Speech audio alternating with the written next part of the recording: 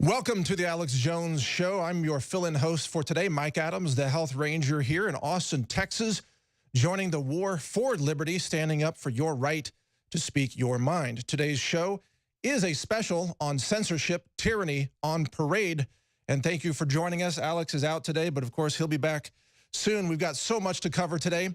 This segment, of course, isn't carried by all affiliates, so the real big bombshell headlines begin after the coming break. But let me tell you what's coming up today.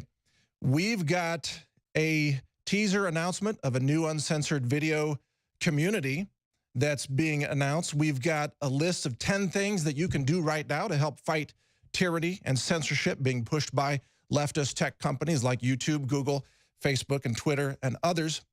We've also got a report today in the third hour, a shocking finding about how aborted babies are literally being flushed down city sewers, turned into biosludge, and put back on our food crops as fertilizer. That's not hyperbole. It's not an exaggeration. It is a 100% true, shocking story. We'll be bringing you that and much more. We've got Jim Hoft coming up as from the Gateway Pundit. He's coming up in the second hour, an interview with Jim about censorship and tyranny. And I'll be taking your listener calls today, so feel free to call in. We're going to light up the phone lines and take a lot of calls from you. I'm going to love to hear from you. It has been almost 5 years since I last hosted this show. And I think probably you're wondering why. I remember when I last hosted in 2013, a lot of people said, hey, where'd the Health Ranger go? How come he's not filling in anymore? And I'm back. I got to say, for the last few years, I focused on different things. I built a laboratory, a science lab. It's a world-class scientific analysis laboratory using mass spec instruments and so on. I learned how to fly airplanes. I did a lot of interesting things. But coming back now, 4 years later, just seeing the Infowars operation, it is so much larger. It is so professional. The people here are on task. They are super dedicated to this job. It's really impressive to me.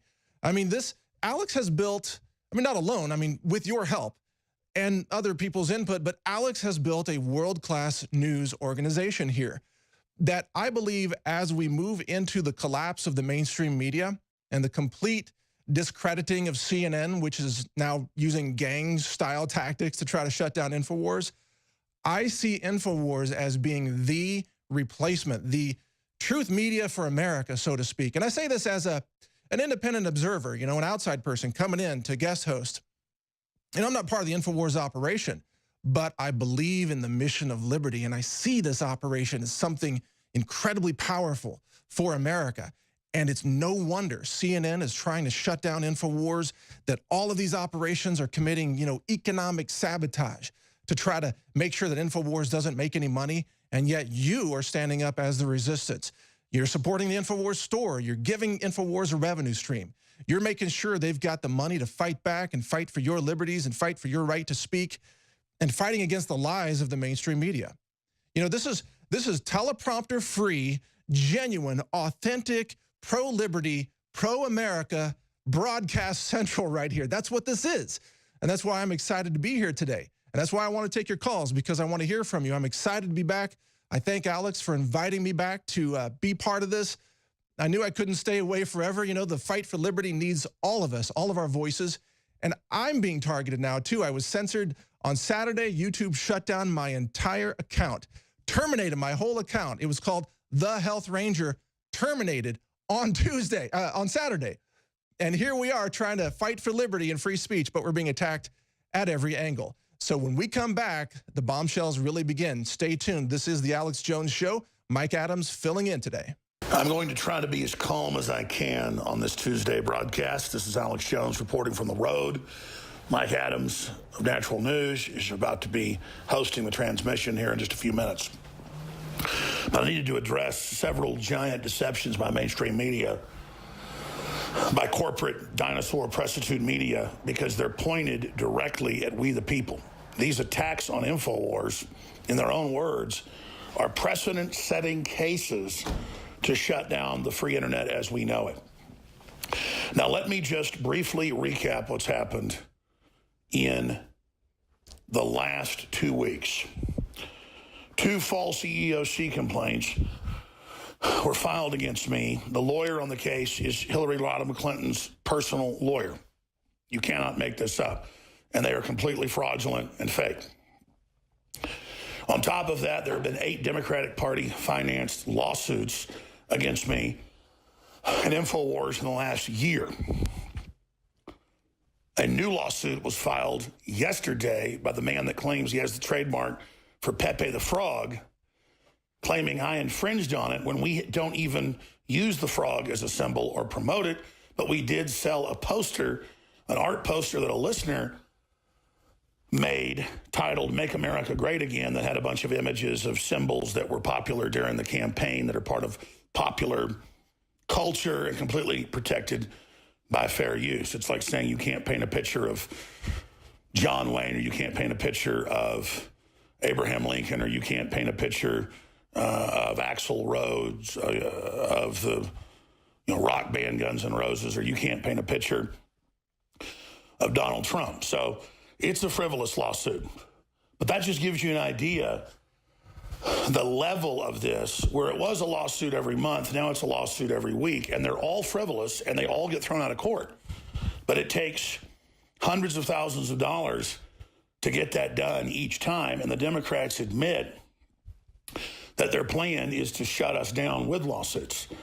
And they're doing this to a lot of other prominent conservatives, a lot of other prominent libertarians.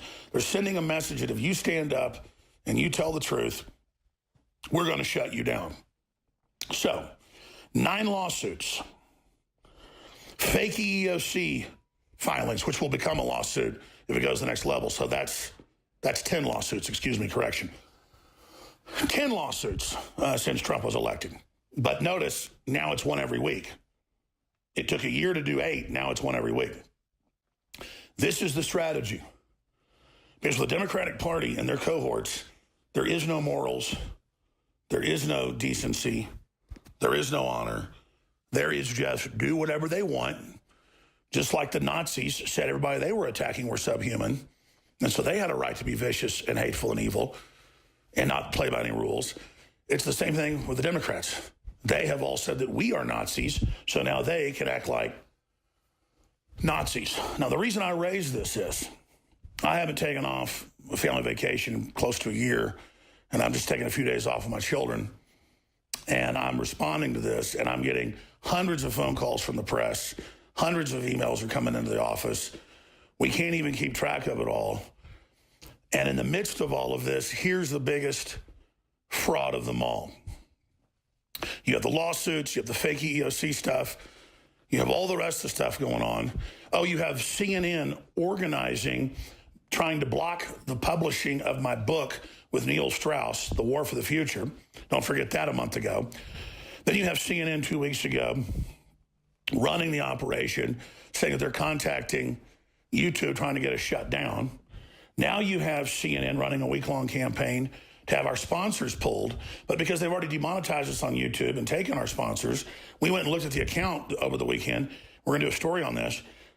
Big advertisers like the UN and Nike, they went and bought $20 to $160, depending on the buy. That's nothing. On our account through YouTube, through the ad agency at YouTube, so they could pull it and say they pulled support to create this image that I'm losing, to create this consensus that I'm fake news, that I'm a criminal, that I'm bad. So all of this is negative PR ahead of, I believe, criminal charges, or they may try to assassinate me. And that's what the top experts believe. That's what I believe. Clearly, this is how this program works. First, they demonize you, then they silence you, then they set you up, they imprison you, or they kill you.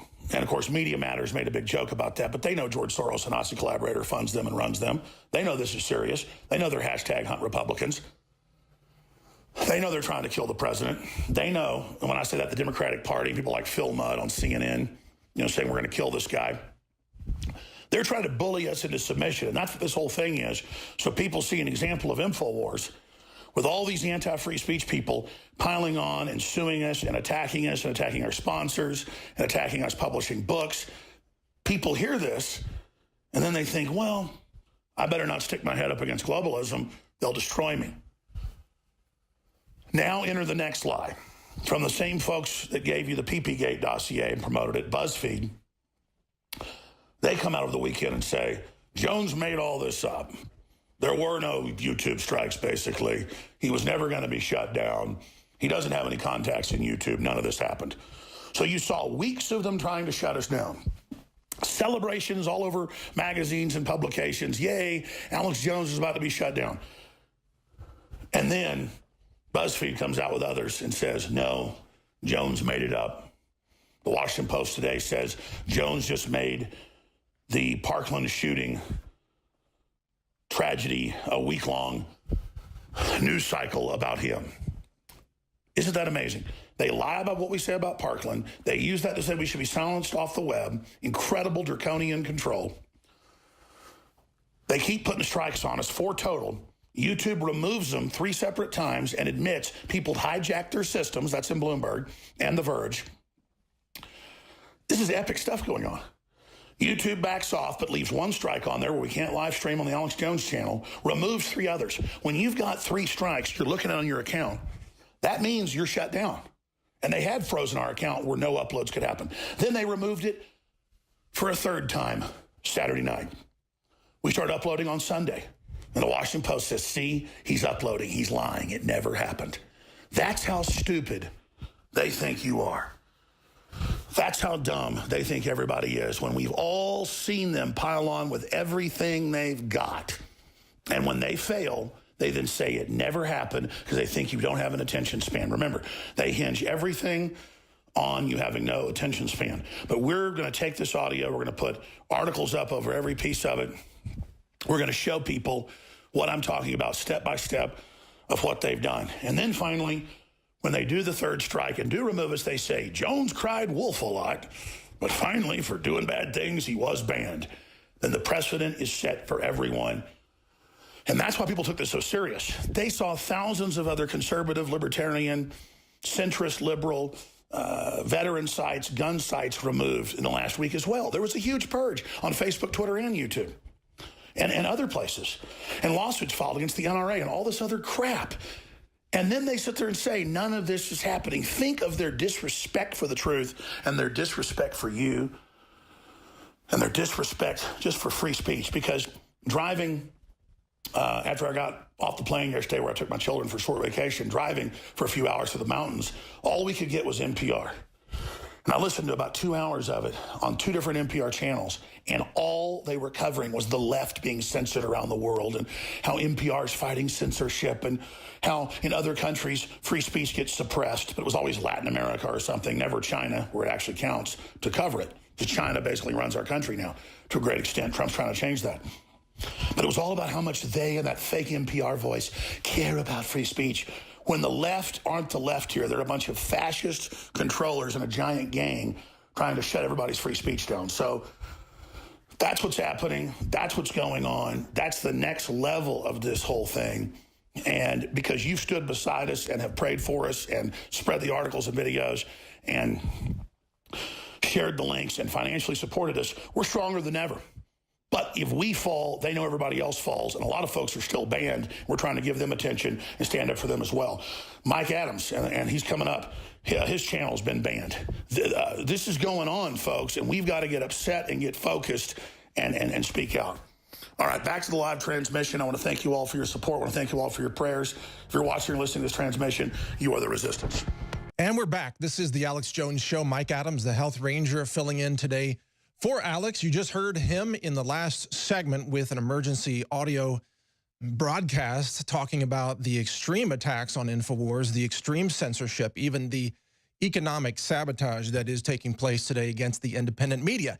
Now, one of the key narratives being pushed out there by the legacy media, CNN, Washington Post, and so on, is they're saying that this purge isn't happening. Well, I'm here to tell you, as an independent publisher, a scientist, someone who runs my own operation, Natural News, it is happening. In fact, on Saturday, my entire YouTube channel called The Health Ranger was terminated. And it is happening across the board. I heard from other people whose accounts were being terminated. And YouTube, by the way, they didn't even have the courtesy of giving me 3 strikes. They went from 0 strikes for more than 10 years to 2 strikes virtually overnight to all of a sudden terminated. So they skipped 3 strikes. YouTube's new policy, I guess, is 2 strikes and you're out. And today, here on the Alex Jones Show, we're going to have Jim Hoft from the Gateway Pundit joining us at the top of the next hour. He's also been censored, and he's written about the censorship. He's compiled the top conservative websites that are being censored. We're also going to be joined briefly in the 3rd hour by Gary Franchi from Next News Network, who's also being censored. You know, the examples of this are all over. They're across the board. The purge is on. And what's crucial to understand about this is that this censorship from these tech giants comes from a place of not strength, but weakness. They have to censor these independent voices because they know they are losing the info war.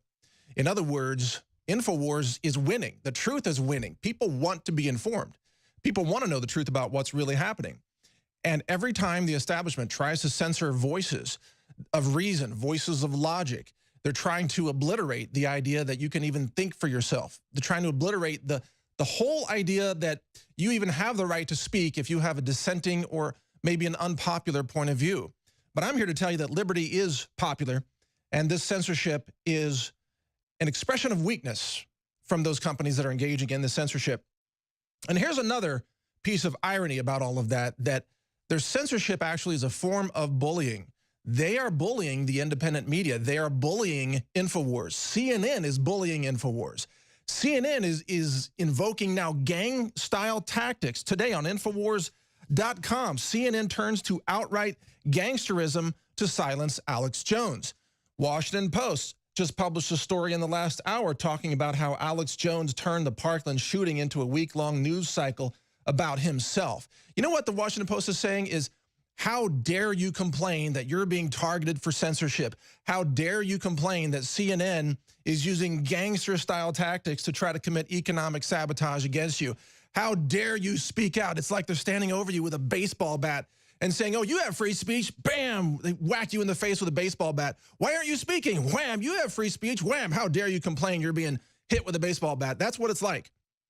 And I see this as an outside observer, as an independent publisher, completely separate from the Infowars organization. You know, I'm not an employee here, but I see what's happening, and it's happening to me, and it's happening to others. The purge is on, it's real, and it is an admission of weakness by the legacy media, by the establishment, by the tech giants who know they are going to lose everything if conservative voices and independent voices and pro-liberty voices are allowed to speak out. That's what it comes down to, because you know, these tech companies, they are saturated with weakness. They're saturated with these snowflakian, left-wing, fragile, like neurologically house of cards people who are just, they think words are weapons. So they can't stand words that disagree with them. So they have to silence the words. Remember before the election in 2016, when some students would write Trump in chalk on the sidewalks of student campuses, and other students would freak out and they would be traumatized. Trauma, we saw Trump on the sidewalk, written in chalk. Oh, it's gonna wash off in the next rain, don't worry, but it's still trauma. They had to go get counseling because they think words are weapons. Now, these people are serving as the censors and the so-called trusted flaggers inside YouTube and inside, you know, Google and Facebook, and they are triggered by words that they don't agree with. They're triggered by the words that describe what they are. They're triggered by the word snowflake. That is a snowflakian trigger. The word snowflake triggers snowflakes. And so they become bullies to try to bully independent channels by claiming that they're bullying, while CNN is stalking senior citizens in their own front yards and doxing them on live broadcasts and claiming that Alex Jones is bullying people. You know what? Alex Jones didn't stalk old ladies in their front yards and accuse them of being Russian trolls, okay? Just for the record. It's insane. The stuff that is going on right now is absolutely insane. So we're going to play a clip here. You're going to love this clip. This is, as I understand it, Karl Rove appeared on air doing something insane with his nose and mouth. I don't know what's going on. Let's play the clip and then we'll respond to it. Go ahead. Similar jump in Dallas, which has one of the three seats that occupied by a Republican, carried by Hillary Clinton. Not as big an increase in Fort Worth, Tarrant County. Another big increase in Bexar County, which has the part of the third seat that's occupied by a Republican, won by Hillary Clinton. Oh, my God. He has liquid coming out of his nostrils. Big red state, where I'm coming from today. I'm not even kidding. Went from 20,000 4 years ago to 58,000 this time around. But let's keep this in perspective. This is 6% of the eligible. Okay, for those on the radio, they're zooming in. County. This increase in Dallas, I don't know what Karl Rove is trying to say here, but his nostrils look like a scene out of the original Lord of the Rings orcs scene. I'm sorry. It's just he's slurping the liquid coming out of his nose. I don't get it. Could turn blue. Karl, I hope. Clearly identifying there are some spots in the state that clearly Democrats could turn blue. Well, that's part of the, I guess, the Republican establishment there. Mr. Slurpee slurping his own nostril juice. Very sad. I hope that never happens to me. I hope someone would alert me if something were going on with my nostrils here on the Alex Jones show. We got to keep a little bit lighthearted here because we are under extreme assault. Our liberties are under attack. Everything is at stake. The future of our country, our liberties, our right to speak our minds. And just the fact that we ran that clip and that I was able to say, hey, look at this guy, he's doing something crazy. The reason I did that is because it's an expression of free speech. It may not be beautiful. It may not be even polite, but it is part of the conversation of our society. We have the right to comment on things. We have the right to ask questions. We have the right to dissent against tyrannical views being pushed by the establishment. A lot more yet to come here on the Alex Jones Show. Mike Adams filling in for Alex today. Stay with us. We'll be back with more interviews and an audio segment from Alex coming right up. We're back on the Alex Jones Show. Mike Adams here, the Health Ranger, filling in for Alex today. You may recall, last time I hosted this show was the year 2013. Before Trump won the election, before the censorship purge began for all independent media, including myself, I was targeted by YouTube on Saturday after I appeared as a guest on the Alex Jones Show last week. So don't let anybody tell you that there isn't a purge going on. And later today, at the second hour, we're going to be talking to Jim Hoft of the Gateway Pundit, who has also documented the censorship that's going on, the extreme purge that is taking place right now across the independent media. Got a couple of important concepts to run by you here. First is that why isn't anybody on the left speaking out against this censorship? They are seeing the purge happening. They know that Infowars is being economically sabotaged. They see Infowars under attack. They see Natural News, that's my site, under attack. They see the Gateway Pundit under attack. They see, Breitbart people being banned off of Twitter, for example, or shadow banned on Facebook. They see it happening and they love it. This is what's crucial to understand, is that the left is not opposed to censorship as long as they push the buttons and control who's censored. In other words, the left hates the First Amendment. The left, of course, also hates the Second Amendment. The left hates the Fourth Amendment. They weaponize the deep state to spy on Trump advisors and Trump officials. If you get down to it, the left hates everything that America was built on. They hate the Constitution. They hate the American flag. They hate Christianity. They hate the family. You ever notice that? They hate the word family. They hate, it seems, white people sometimes for some reason, which is totally bizarre. And they definitely hate Alex Jones, and they hate this operation, which is why this operation needs your support, because we are so close to having absolute victory over the fake news, the fabricated media of the left, their false lies, the deep state being exposed, everything. Infowars is really the tip of the spear. So I do want to mention, by the way, there are ongoing specials from Operation Paul Revere. Just go to InfoWarsStore.com. You will find products that provide a revenue stream for this operation. You're funding, you're not just getting nutritional supplements, you're funding this info war that stands up for your liberty and your free speech. Now, what happens when leftists run society? If they take control, if they succeed in banning the First Amendment and the Second Amendment and wiping out all conservative voices across YouTube and Facebook, if the left is in charge, they run everything into the ground. They destroy societies. If you go down the spectrum of leftism, you get North Korea. You get thrown in the gulag or executed with like an 88mm cannon by Kim Jong-un if you speak out against him. The left, I mean, look at the cities that the left runs. You know, San Francisco has so much human feces now all across the city that's practically a third world country at this point. It's so bad. They've got needles, heroin needles, just strewn about all over the city streets, and this is supposed to be a mecca of leftism. This is Silicon Valley, where all these ideas come from, and they've got human feces everywhere that you have to have a map on your phone to know where you shouldn't step on the city streets, because it's run by tyrants. It's run by people who despise logic and reason. Look at Los Angeles, 58,000 homeless people now in Los Angeles County. The homeless problem is so bad that it's practically another shadow city there.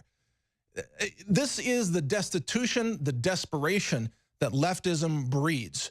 Every major city that's run by leftists is either the murder capital of America, or it has a homeless problem that is out of control, or it has a tyranny problem where all business owners are moving out of the city, or it has an unemployment problem, or it has a human feces problem. They want this for the whole nation. And think about this. These school shootings, they all happen, or 98% of them happen in gun-free zones, right? That's where the violence happens, because the leftists said, let's have gun-free zones. And so the shooters say, well, let's go there because no one's going to shoot back. Think about the fact that the left wants to turn the entire country into a gun-free zone. And by that, they mean that the guns are in the hands of just the government officials, the police, that the left says are murdering people. So how do you get that? These contradictions are so out of control.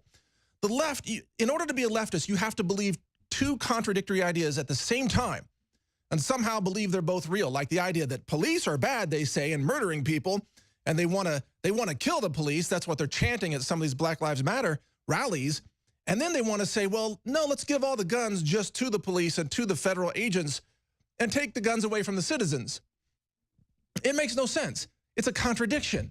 It's like they say Trump is Hitler, and then let's give Trump all the guns. What? Your logic makes no sense.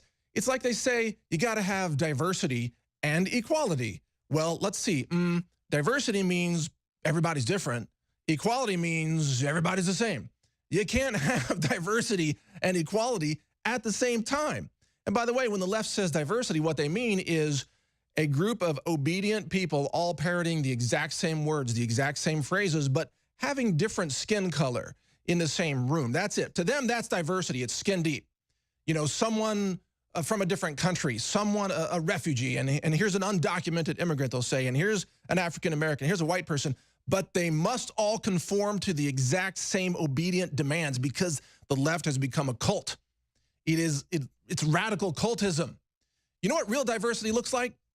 It looks like Infowars. Real diversity actually is diversity of thought. It's a diversity of opinions. It's the independent media. And it's diversity that's under assault by YouTube because they cannot handle a diversity of views, a diversity in the conversation. They cannot handle diverse analysis by independent thinkers. They demand absolute conformity. They demand that you conform to their system and do exactly what you're told, or you will be punished. You will be economically sabotaged. You will be targeted and named by CNN to be destroyed. You will be named by the Washington Post to be destroyed. You will be named by the New York Times. Whatever it takes, they will come after you. They will lie about you just like they're lying about Alex and lying about Infowars.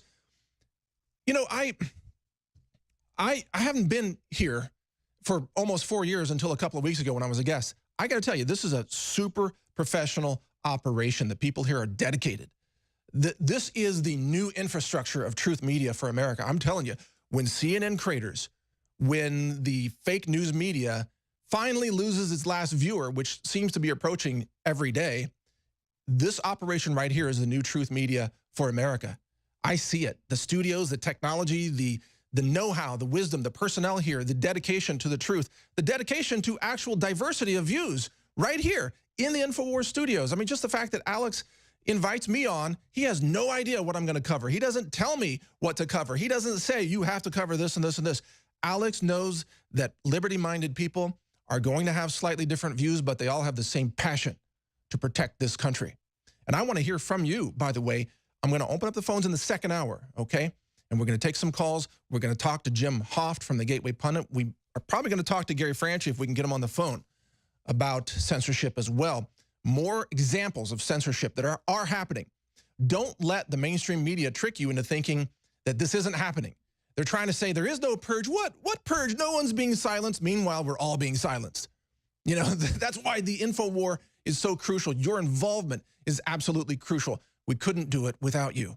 All of us, all of it. We're independent operators in this space. We are here to fight for your rights. We are the bellwether individuals. When Alex Jones is under attack, or myself, the Health Ranger, when I'm under attack, what that means is literally they're coming for you next. They are coming for you next. I can't tell you, since I was banned on Saturday by YouTube, terminated the whole account, even my videos of rescuing donkeys and backyard chickens and ice crystals in the winter snow, all of it was just banned, terminated. I had so many people texting me and calling me and saying, you know, Mike, we thought for many years, we thought you were maybe exaggerating this threat about censorship. Now we know you're right. You were absolutely right. It is coming. They are targeting you. You're one of the thought leaders in this space of liberty, and they want to silence your voice. Meanwhile, YouTube, you can find videos of people shooting each other and setting people on fire. That's okay with YouTube. But if you question the narrative, you will be targeted for termination. We'll be back with a special message from Alex Jones. You're listening to The Alex Jones Show. Stay with us right after this break. The American people and the people of the world are witnessing the globalist attempt to shut down free speech, not just in the U.S., but in any other country that still has pockets of basic freedom of expression left. And all I can say is shame on the so-called leftist intelligentsia in the United States, in Europe, in the UK, in Australia, New Zealand, Canada, for doing like leftists do in every other country in history since leftist ideology was founded by the Jacobins in the 1700s in France. And that is set up a total and absolute tyranny over everyone, coming into power, claiming they want to bring liberty, but always bringing abject slavery and oppression. Now, that said, we have seen incredible things happen the last month. We've seen CNN try to ban and try to block the publishing of a book I'm writing and working on with Neil Strauss and openly admitting they are. We've seen CNN go after our sponsors, try to have our YouTube channel kicked off. They've been quarterbacking it. We've seen thousands and thousands of articles saying things about Infowars that aren't true to set the precedent to ban us from the internet. And we see Apple now moving into communist China, saying they're going to adopt their rules of censorship worldwide. These are very, very dangerous times. And now we've seen all these fake fraudulent EEOC complaints. We've seen all the fake lawsuits. It goes on and on. With a new crowning one just yesterday filed by the reported creator of Pepe the Frog. This individual has sued Mike Cernovich. He's now suing me. Mike Cernovich created a meme with a frog dancing behind Hillary Clinton in one of the debates. Now, that's total fair use. That's total freedom of speech. It's political speech. It's totally protected. He could have had Bugs Bunny dancing around behind him. It's free speech. It's political speech. I've talked to lawyers. I've been in the media 20-something years. I know what's going on. It's not real. But it doesn't matter because then they can just have big press releases with the lawsuits saying Pepe the Frog is not associated with white supremacists like Mike Cernovich and Alex Jones when we're not white supremacists. Anybody that knows us knows that. But it's a way to run the headline everywhere and then mention the merchandise of the frog that the individual sells. I mean, does he think Warner Brothers is going to come after him for the dancing frog they've had since the 50s? Hello, my baby. Hello, my darling. Hello, my ragtime gal. Remember that guy? Saturday morning cartoons, the frog? Looks a lot like Pepe to me. The point is, oh, Kermit the Frog. Did you steal it from Kermit? Reportedly, the guy doesn't want Gab using the image of a frog. It's incredible. But that's what modern leftists do. They destroy free speech. They destroy communication. They destroy the free flow of ideas. It's what they do. So this individual went one further, though. He filed a lawsuit on us saying we create and sell a poster with Pepe the Frog on it, when what it is a bunch of symbols and individuals from the 2016 campaign that an artist that sells his work online created, who contacted us and said, do you want to sell some of these? It's been an okay seller, not a big seller. And in fact, we weren't planning to reorder it because it's from 2016.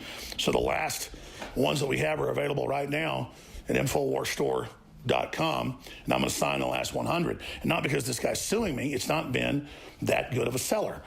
It's not been, I don't want to run it down, but it's I want to call it a dud, but it hadn't been that big a seller. I'll leave it at that. So imagine you buy 1,000 books from somebody, and then somebody else later claims that you violated their trademark because they're saying that somebody plagiarized them, and they're saying you're the plagiarizor because you're selling somebody else's book. It hasn't even been adjudicated in court, that indeed the guy that made these posters violated this other person's trademark because he put an image of a frog in a larger montage, which is totally protected. Hasn't even been proven. So then you go after me and put in the news that we are promoting Pepe as a white supremacist because we're the alt-right, when we're the new right, by the way. We put that out 2 years ago. It's just next level garbage. But see, then folks know if they sue me, they'll get a bunch of PR and they'll get a bunch of coverage, and they can put into the PR whatever disinformation and defamation they want. It's a formula. We figured this out earlier last year. So here's the thing. I'm not a litigious person, but I have to start suing people that file false complaints or do this. And so when I get back from vacation, this individual's racked themselves up for another group to be put on the list for what we're launching in the next month. And I'm not a litigious person, but we got to stand up for the free speech. We know the formula that's being used by the Democrats and their lawyers, and we've got to stand up because they're not going to stop as long as we lay down.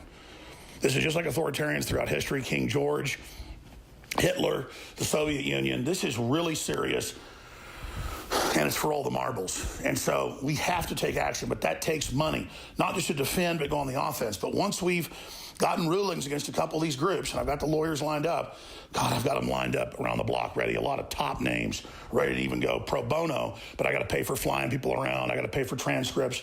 I got to pay for, the people that sit there and take the transcript, the court reporters. I mean, there's going to be court costs involved. So it won't be in these suits millions. It's going to be hundreds of thousands per prosecuting this over several years with each case. So I'm looking at about $500,000 to carry out at least 2 of these suits right now. So please think about InfowarsStore.com and InfowarsLife.com. And with the biggest sales we've ever had, 30 to 80% extended through this week, but a lot of stuff's selling out, so some of the sales are dropping off as the products sell out. But great supplements, great air filtration, great water filtration, great books, great videos, you name it. And think about Mike Adams, who's hosting today. Mike has sites as big as Infowars. He's one of the top health guys in the world. His sites are in the top 5. He's been sued. He's been attacked. He had his YouTube channel with nothing but health news on it banned last week. I haven't talked to him in a few days. I don't know if it's been restored, but that happened to thousands of people. That really happened. But right now, the Washington Post is running around saying none of that happened and that we just made it all up. And that we're these great evil geniuses that know how to fool people. And boy, we hoaxed everybody. No, we have all the articles, we have all the statements, we have it all. We have our sites shut down over and over again, and then they turn them back on, and they go, oh, look, they're crying wolf. And this is why they're doing that. Here's the key. We'll go back to Mike Adams. Here's the key. Because it's tyrannical to shut people's speech down. Americans still have instincts and memories of freedom of speech. And it's so villainous that it turns whoever they're censoring into heroes. So that's why they want to have their cake and eat it too. They think you have no memory, no attention span. And so they're going to sit there and try to ban everybody and then unban us until you get tired of hearing about it. And then the next time they ban us, everybody just moves along. They're counting on you getting tired and going away so they can steal your birthright and steal your speech. Thank you all for your support. We are going on the offense because the best defense is a good offense. InfowarsStore.com, InfowarsLife.com. Or 888-253-3139. But without you, we cannot stand against this, ladies and gentlemen. And so thank you all for your support. We're doing this together. We're going to win. But it's very, very, very, very serious. And again, it's all totally anti-American, attacks on free speech, to shut down their political opposition, to label us things we aren't, Nazis and people that say no kids died and say that we're making fun of people and just all these lies. And they want to delete our channel so we can't even respond. All right, I'm going to stop breaking in here. Back to Mike Adams and the live transmission. Please spread the live video links wherever you're watching. Tell folks about our local affiliates. Support them. Become sponsors. This is an information war. And it takes people giving time and energy, but also spreading articles and videos and financial support to win. But you're all behind us because you understand it's your future just as much as it is ours. We're in this together. So please, I thank you all and I salute you for what you've done. Don't thank me. I'm thanking you because we're all in this together.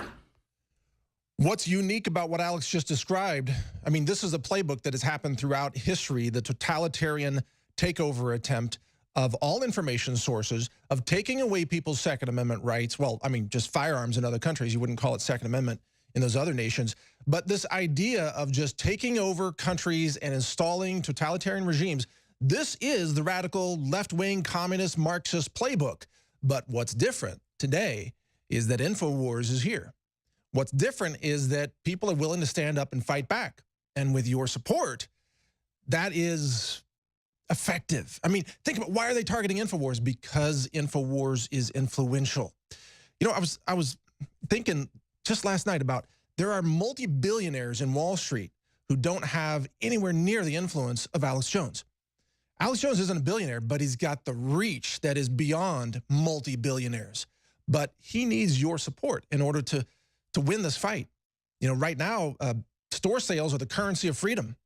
So definitely go to InfoWarsStore.com. Definitely support this fight. We are lucky to have someone like Alex Jones standing up with the courage to not be bullied, to not be lied about, to fight back and tell the truth.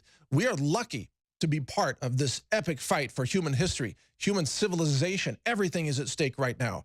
So support this fight, InfoWarsStore.com. And just support us by sharing all of our content, myself as well. You know, I'm under attack. Alex is under attack. Jim Hoft is under attack. He's coming up in the next hour, by the way. We're all under attack. This is real. This is happening. Join the info war and free our minds once and for all. You're listening to the Alex Jones Show. This is Mike Adams, the Health Ranger, filling in today. We've got an exciting second hour coming up for you.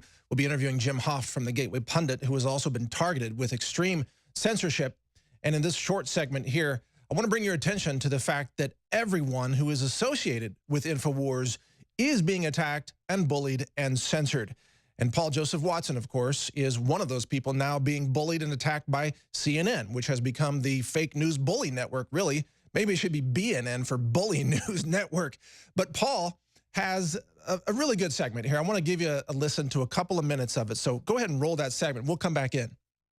Yours truly has come under attack from CNN. They say, wait for it, they say I'm not mainstream. I appeared on Breitbart Radio and CNN's senior media reporter responded with this. I'm old enough to remember when Breitbart was trying to go mainstream. Guess they gave up. What exactly is mainstream these days? I mean, I know I come out with some edgy opinions from time to time, but I could never compete with CNN as saying something offensive. Then there's heaping praise on somebody who represents a brutal dictatorship that incarcerates, tortures and executes hundreds of thousands of political dissidents. That's pretty edgy. Is that what constitutes being mainstream now? Genuflecting in front of a despotic regime that starves its own population to death? So mainstream. Now correct me if I'm wrong, but last time I checked, I don't think Infowars or Breitbart were fawning over a country that has no independent media, functioning civil society or religious freedom. That's CNN's job.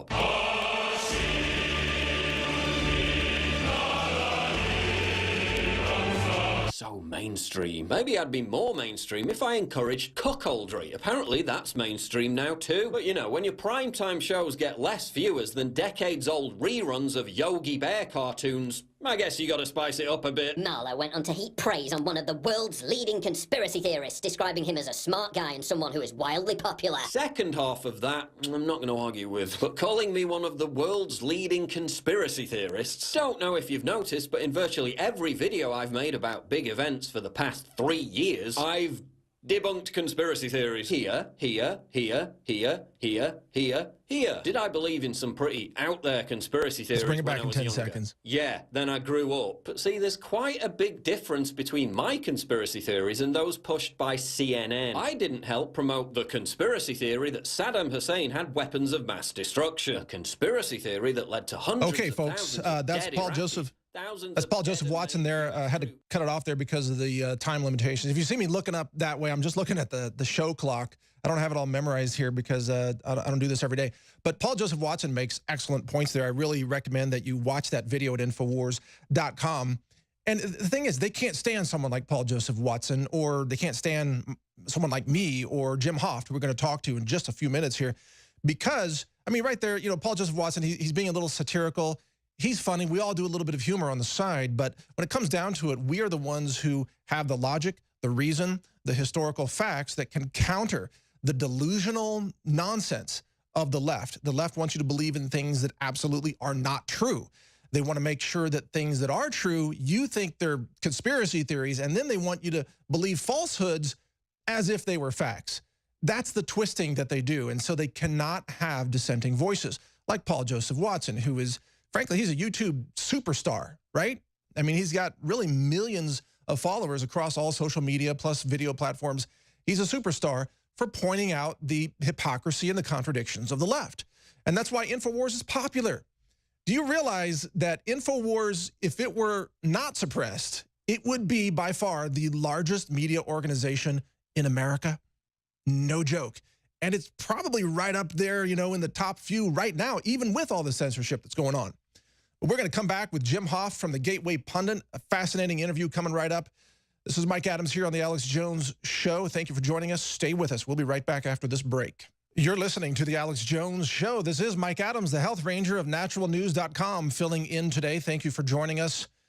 Just to tell you how popular Infowars is, my phone has been blowing up with texts from everybody who knows me, who's like, oh, you're hosting the Alex Jones Show. Yeah, thanks for watching, you know. But it just goes to show you how effective and how popular Infowars has become. Now, coming up, we're going to be joined by Jim Hoft from the Gateway Pundit.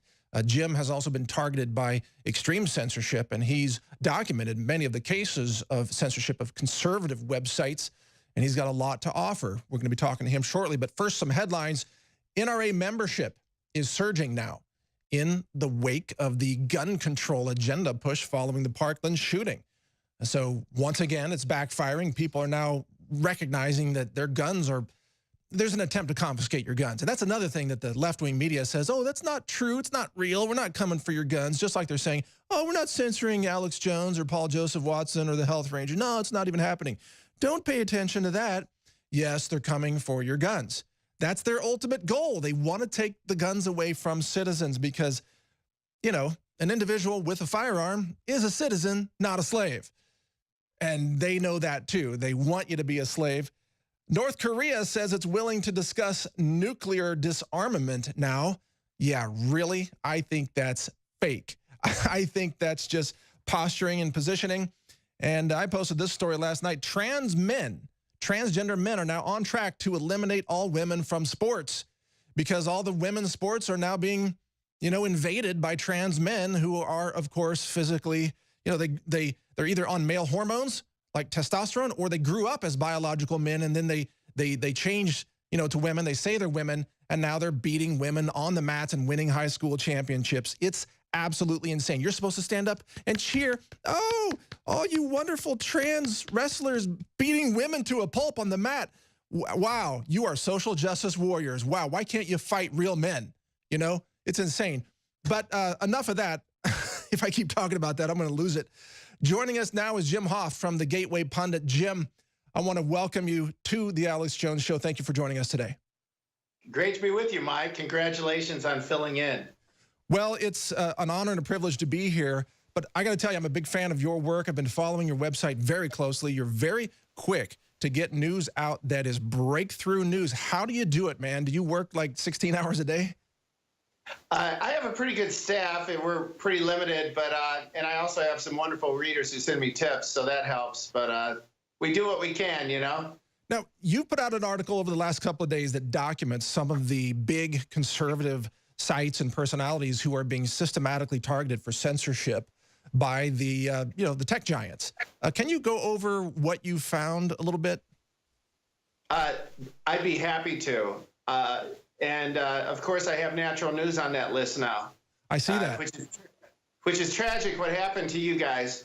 It's criminal, this activity that's going on. We know it is.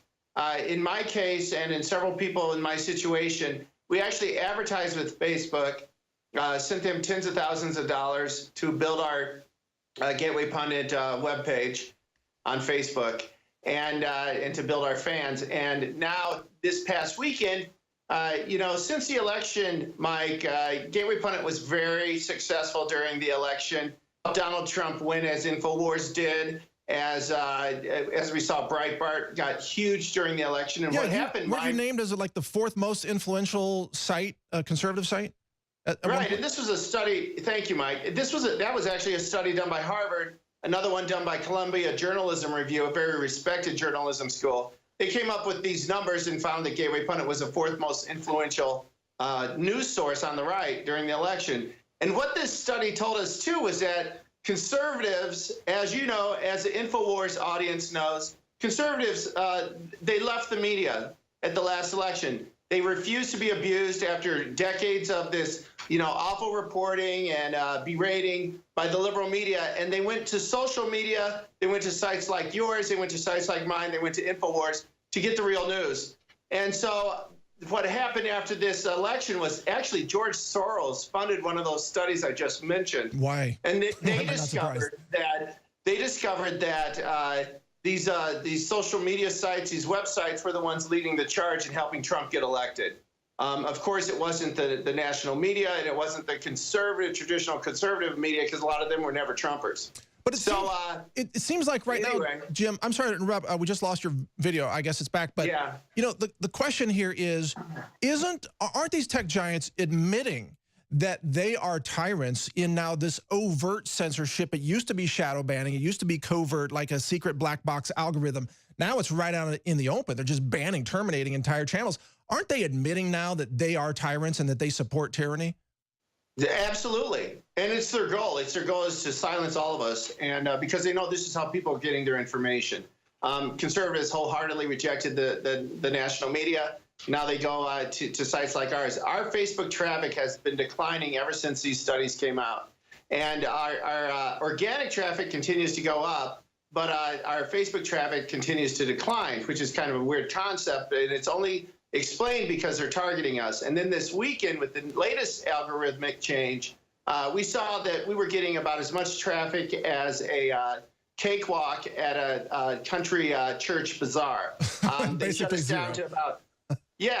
So we're talking about 15 hits coming from our 640,000 Facebook fans. Here's what's stunning. I'm sorry to interrupt. There's a little bit of a delay, but if you weren't being effective, they wouldn't be targeting you for banning. I mean, think about this. The fact that your voice is so influential and so powerful, so many people go to thegatewaypundit.com and find useful information there, just like Infowars. Infowars is influential. It wakes people up.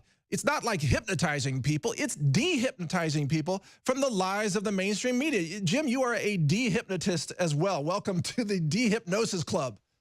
Great. Glad to join it. And Mike, I got to tell you, since I started talking about this at Gateway Pundit and putting up articles, and really, you know, I'm freaked out about this. I don't know if your audience, if the Americans really understand how serious this is. If they shut us down, that's it. It's game over. This is where the fascists win. This is where the communists take over. And that sounds very like conspiracy-like, and I don't tend to be that way, but I really believe that's what we're heading to if they succeed with this. And what's interesting, too, is since I started putting up these stories, I'm getting emails from all of these large conservative pro-Trump websites and Facebook pages saying the same thing's happening to us. I had a discussion with one of these Facebook pages this morning. I'm not going to mention who. They were getting 32 million readers a week during the election. Now it's down to about 1 or 2 million a week. So this is what's happening. They're just shutting us down. Here's something else that I'm hearing, and I want to ask you if you're hearing the same thing. We've got about 2 minutes left in this segment. I want to hold you for the next segment as well, but many of these independent, smaller media websites or conservative sites, I think for a long time, a lot of them thought that Alex Jones was kind of out there when he was warning about the coming tyranny and the coming censorship. Well, now it's here. I mean, I'm hearing from people things like, oh my God, Alex Jones was right. You know, oh my God, all of a sudden it's here. You know, he used to sound fringe. Now it's actually happening. Are you hearing anything like that? Absolutely. And, you know, Alex did warn us all, and he was absolutely correct. The sad thing is, Mike, is that where the hell is the Republican politicians? Right. I went to Congress and I spoke to some of these people saying, you need to address this because they're going to lose all of the major media players that support Republican news. Well, where is Jeff Sessions, too? You know, it's like, Yeah, right. what is he doing in the interest of the United States?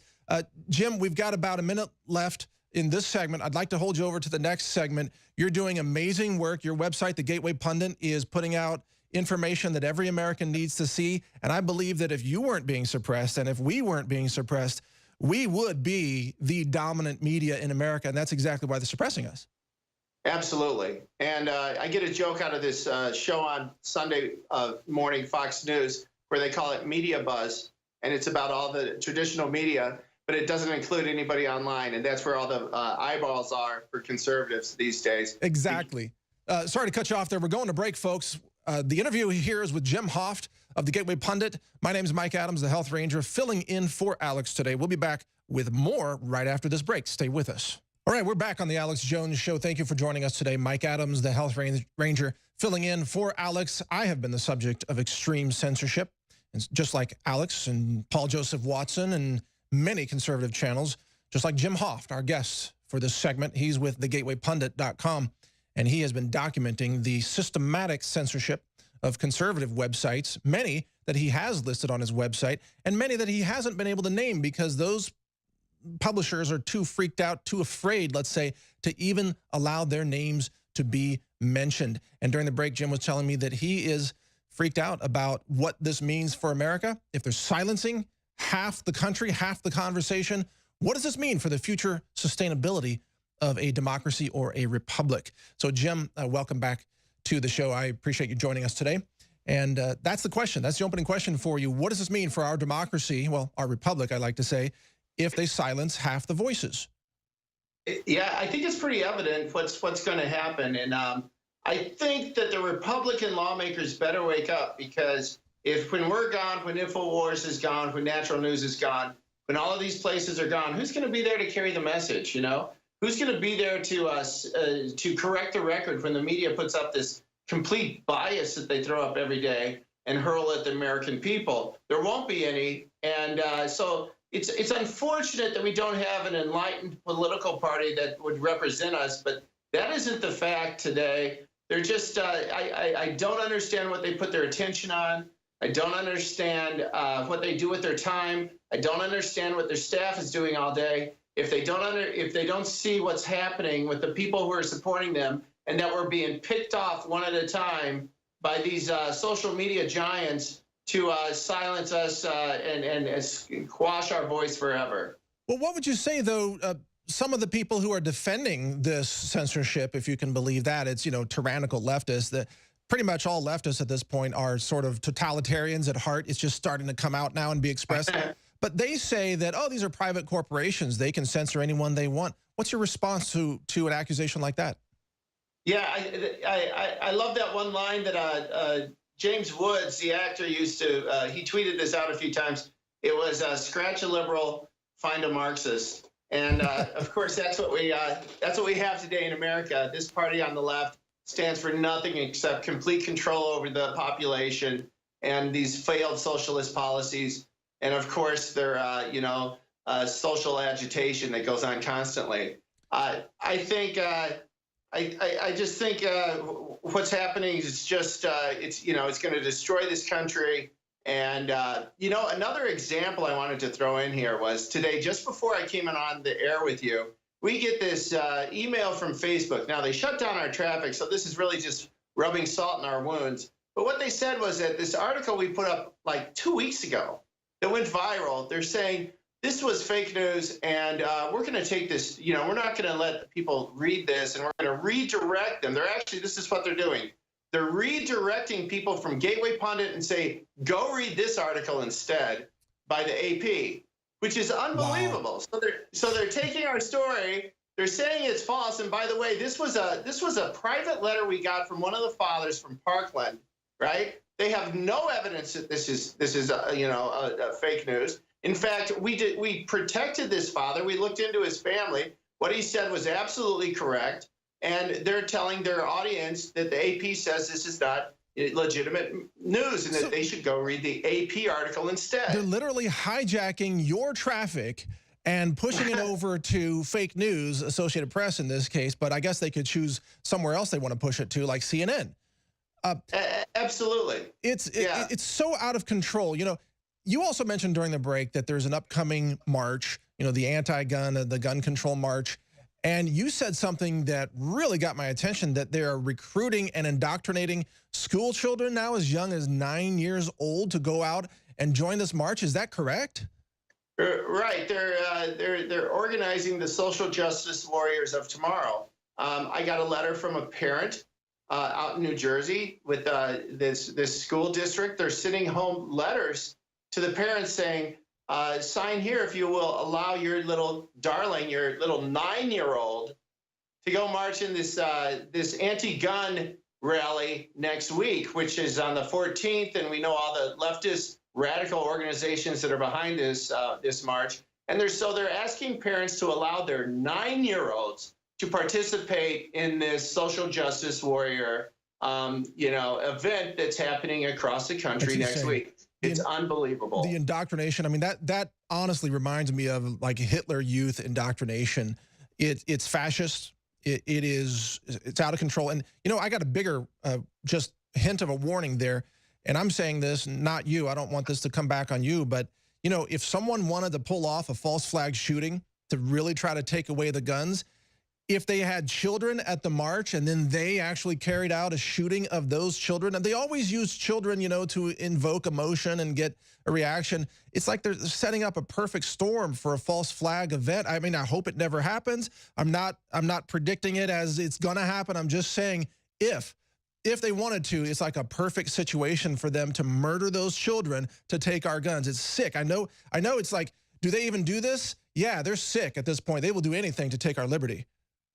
Yeah, I wouldn't put it past them. I mean, we saw the reaction in Parkland where they ignored this guy on social media, even though he was using his own name. They lied about it then, saying that they tried to look him up, which they didn't because his name was right there.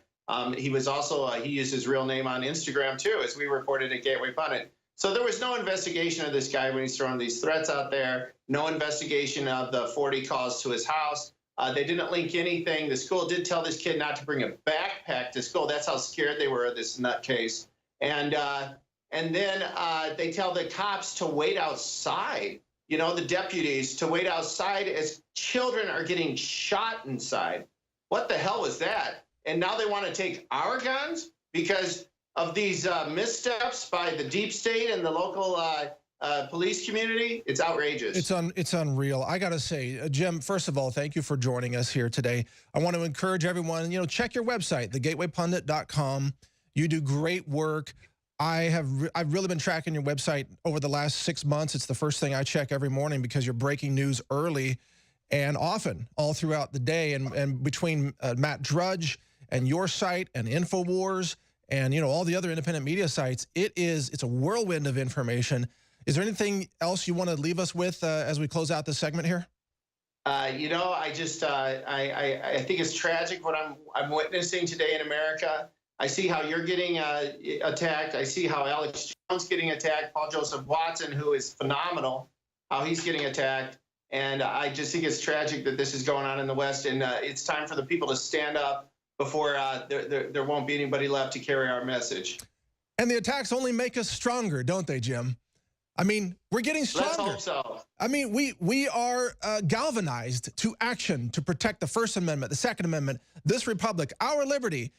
Join us. Stay with us here after this break. We'll be right back on the Alex Jones Show. And thank you, Jim Hoft from the Gateway Pundit. A pleasure talking with you. Mike Adams here, the Health Ranger, filling in for Alex today. This is the tip of the spear of liberty for America. We are all under attack. Our free speech is under serious assault today. I'm going to cover a few headlines here of what's going on just to bring you up to speed on the latest news. And then in the third hour, don't miss it, we're covering how the abortion industry generates, it's almost too gross, but I'm going to try to say this. They use garbage disposals to dump fetuses down the drains that go into the biosludge that are then spread on crops as fertilizer to grow food for your consumption. So you think about the food that's being fed to our school children in the public school system, it's actually grown in literally dead baby fertilizer. So that's it's almost too sick to discuss, but we have to tell the truth about this. So that's coming up in the third hour here. Happening today, it's impossible to segue from something like that. I don't know what to say. It's just sick. Actually, let me just say this right now. The left is evil, pure evil. They are truly demonic in the level of evil that they are now exerting. They are, if you think about it, the people that they're trying to censor and shut down and bully are the people who are protecting life, people who are protecting liberty, protecting free speech, protecting the right of self-defense, which is a divine right, by the way. If you look out across nature, you know, I'm a food scientist and I'm a natural health expert. All across nature, what I see is self-defense mechanisms in every animal, every plant. Did you know, for example, that dandelions have a self-defense mechanism? They actually emit a chemical that defends them against neighboring plants, and so the dandelion can grow without being invaded. I mean, dandelions have self-defense weapons. And it's absolutely true. This is botany. This is basic science. And yet the left, the tyrannical, deranged left, is trying to tell us that humans, obviously, hopefully a higher life form than dandelions, we don't have the right to self-defense. Well, we have to call 911 and wait for the same government people to show up and save us, who refused to walk into that building in Parkland, Florida. They refused. They stood outside. They stood down while children were being shot up. These people are supposed to save us. We're supposed to give up our self-defense rights, a divine right reflected throughout nature, and trust a failed, incompetent government system to protect us, even knowing that that government is most likely to be weaponized against us, especially under a Democrat regime. I mean, if Hillary Clinton had been president, oh my God. I honestly think if Hillary Clinton had won, Alex Jones would be in jail right this minute. I think that Infowars would have been raided at gunpoint. I think they would have arrested me or shut me down or seized my domain name, you know, Natural News. All of this would have happened if Hillary had won. So count your blessings right now. Thank God that we, the people, took a stand and that Hillary Clinton was defeated in that election, which means we have a fighting chance. We have a chance, maybe one of the most epic opportunities in the history of human civilization. Right now, a chance to fight back. The currency of that fight, frankly, is revenue. Definitely support the Infowars store. The sale is going on. There's free shipping right now across the country, InfowarsStore.com.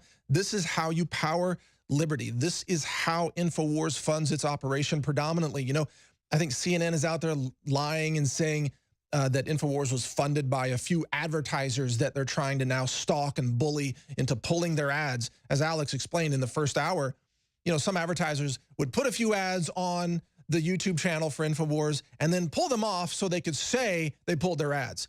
And I think one advertiser was like, what, $169 that they spent or something. It's a joke. It's essentially a lie to claim that that funds this operation. What really funds this operation is your support, InfowarsStore.com. And by the way, I have a unique perspective. You know, I'm a business owner. I've got my own operation, my own publishing, my own, you know, superfood manufacturing and all that. I understand how hard it is to do this. I understand. I know the compliance attorney for Infowars, and he is keeping this operation compliant, label compliance, you know, quality control compliance, all these things. It is an amazing operation, but it needs your support.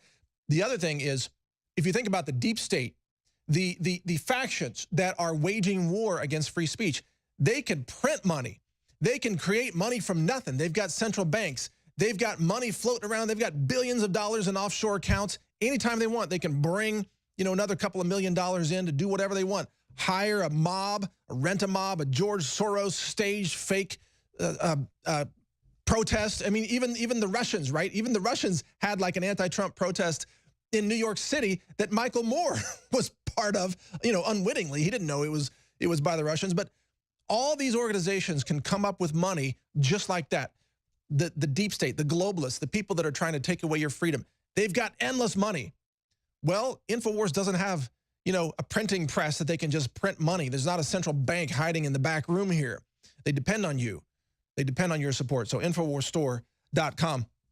Let me go over a couple more headlines of things that are happening right now. CNN is reporting that They're sending a reporter to go visit some hookers in Thailand, at least one hooker that claims to have dirt on Trump. Imagine their surprise when they find out she's a ladyboy. So that's going to be an interesting segment. After stalking elderly women in their front yards, they're going to go visit ladyboy prostitutes in Thailand. That's CNN for you right there, the bully news network. A new study claims bacon is linked to causing cancer. The reason I'm mentioning this is because I know it's actually from the sodium nitrite in processed bacon. Real fresh meat does not cause cancer unless you add the chemicals to it. I wanted to get that out there on the record. Bacon itself does not cause cancer. It's the nitrites that are added to it. Sodium nitrite causes colorectal cancer, causes pancreatic cancer. I've done extensive reporting on this in the past. Also, from one of my websites, science.news, once begun, this is the headline, there would be severe consequences to stopping climate intervention and geoengineering. Do you remember just 2 years ago, if you mentioned geoengineering, you were called a conspiracy theorist? What?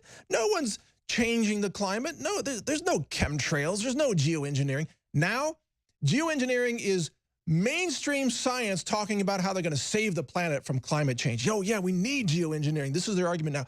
We need geoengineering. But now they're warning, once we start it, we can't stop it because that might be catastrophic.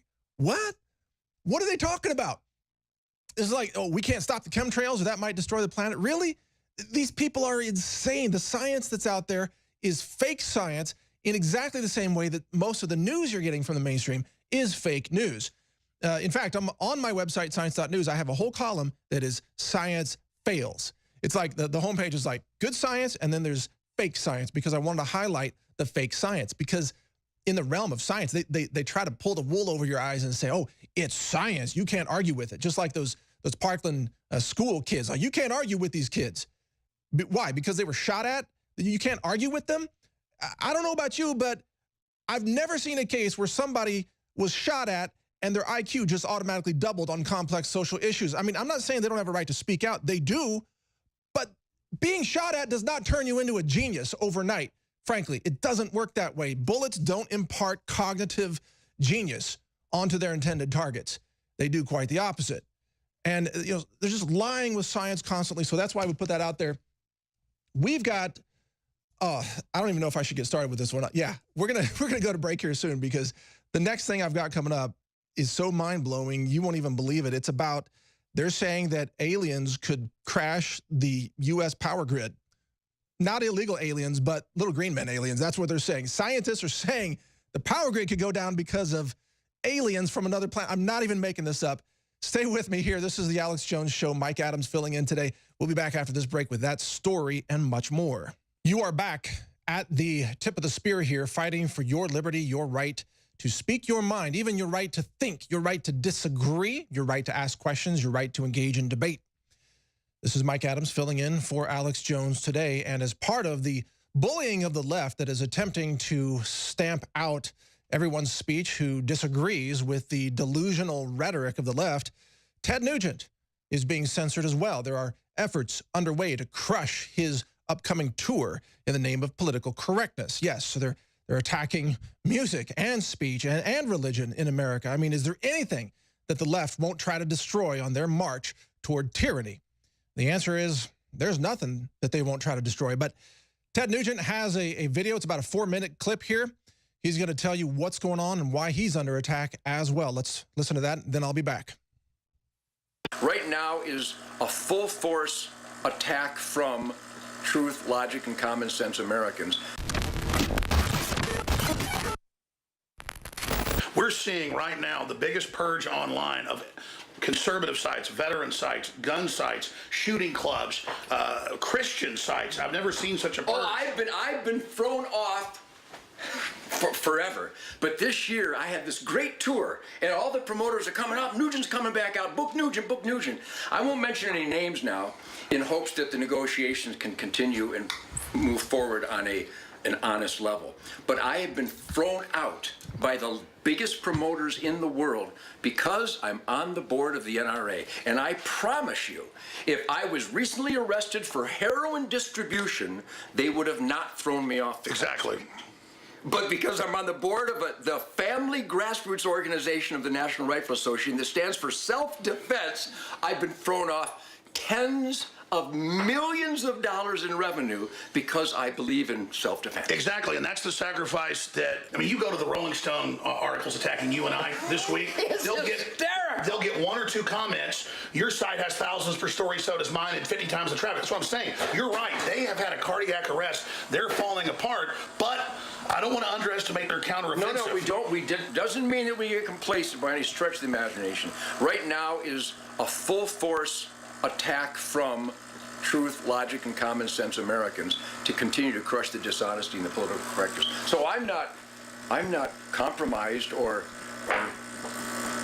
controlled by any stretch of the imagination. I'm still making the greatest music of my life with the greatest band and the greatest crew and the greatest management, the greatest family. You seem to be even more empowered in this fight now that they're trying to hold you down.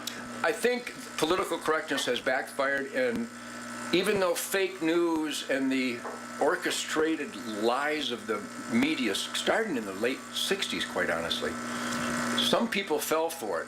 But then when they really tune in and pay attention, they see how dishonest it is. And my backing and my support is at an all-time high right now. Look at all the claims that I'm a child molester, a draft dodger, that I diss the Native Americans. It's all lies. Oh, I know. What nasty things, especially my relationship with the Native Americans. I have been invited to almost every Native American tribe to teach their children the native lifestyle of clean and sober, hands-on conservation, self-sufficiency, hunting, fishing, outdoor conservation. Shared sweat lodges with their spiritual leaders since the 60s. I have been given felonious eagle feather war bonnets by the elders of numerous tribes because I, in my song Great White Buffalo and in my promotion of conservation, especially bow hunting, they feel a kinship, a blood brotherhood there with me. So meanwhile, the Native Americans and I are spiritual blood brothers, so the Huffington Post claims that I called them unclean vermin. And then some people actually fell for it. So you can see that as I say these things, as nasty and horrific and dishonest as they are, you notice I'm still smiling because I can plow through the dishonesty and the bull and still connect with people who are in the asset column. Coming to the Infowar, Ted Nugent, The Music Made Me Do It, exclusively at Infowars.com.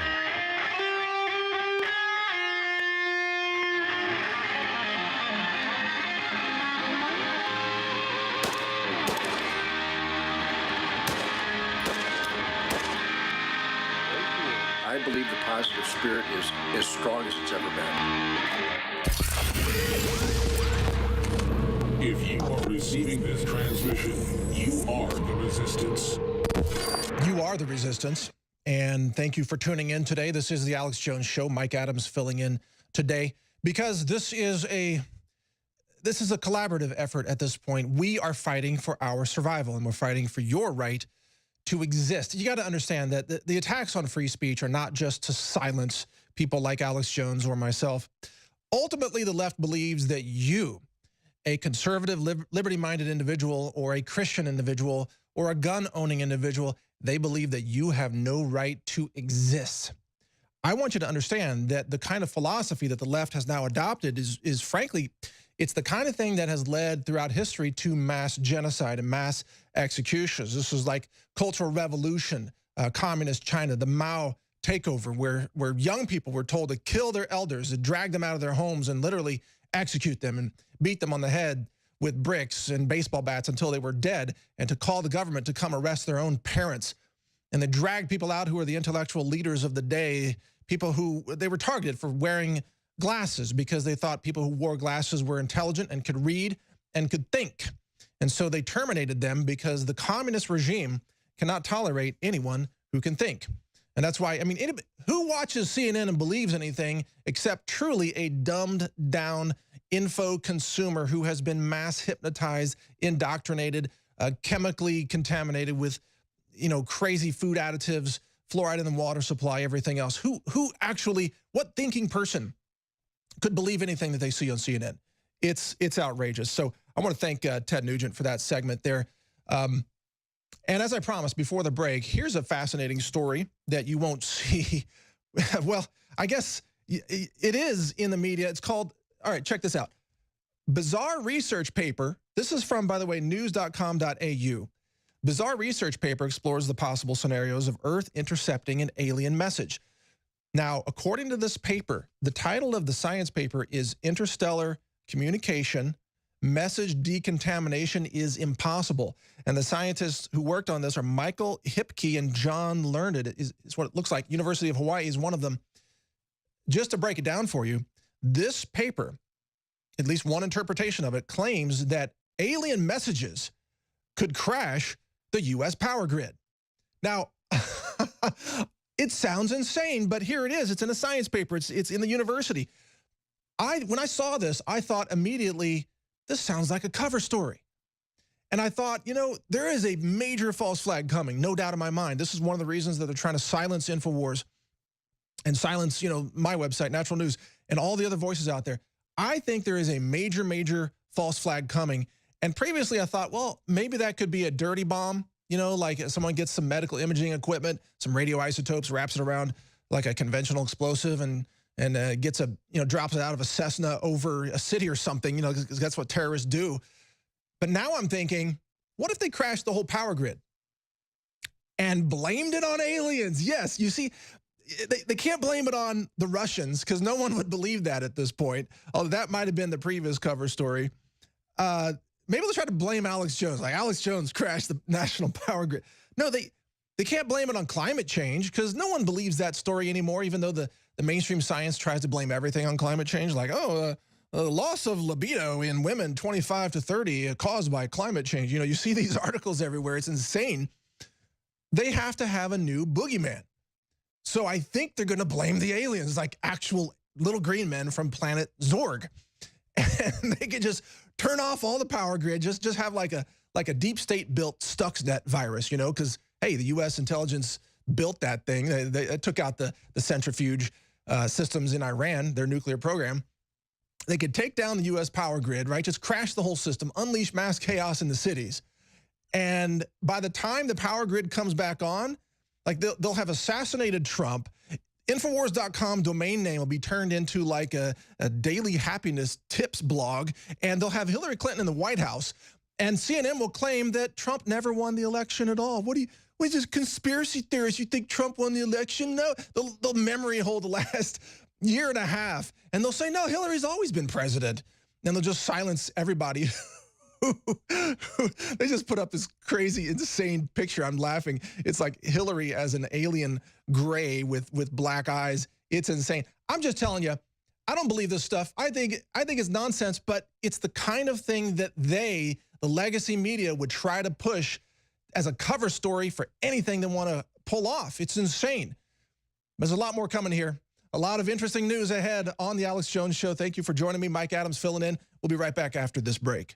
All right, thank you for joining us in this segment. This is Mike Adams filling in for Alex Jones today. You are listening to the Alex Jones Show. We're going to be joined after this next segment by another person who has been targeted in a censorship purge that the radical left says is not happening. Oh, it's not happening. No one's being purged except everyone that we know is being censored and bullied and cut off and economically sabotaged and you name it. But we're going to be joined by Gary Franchi from the Next News Network. And last segment, we're joined by Jim Hoft from the Gateway Pundit. If you missed that, you definitely want to check out that video online. Just a couple of minutes here before we get that started. I'm going to cover some headlines. Also, we're going to take calls in this third hour. So the phone number is 877-789-2539. I'll repeat it again in the next segment, but it's 877-789-2539. Excuse me. And I very much welcome your calls. For the rest of this segment, I want to answer a couple of questions people have been asking me. So number one, this is funny, like, dude, why is your face kind of red here on the Infowars studio? Truth be told, I'm actually Native American. There's a lot of Native American blood in my blood, and my face tends to be sort of reddish colored, which is really interesting. I'm not actually steaming mad or anything. I'm actually having a great time here hosting the Infowars broadcast. But also, I do a lot of outside training. I'm outside a lot. I get a lot of sun. You know, I live on a ranch. I take care of donkeys and goats and the free-range chickens that we have.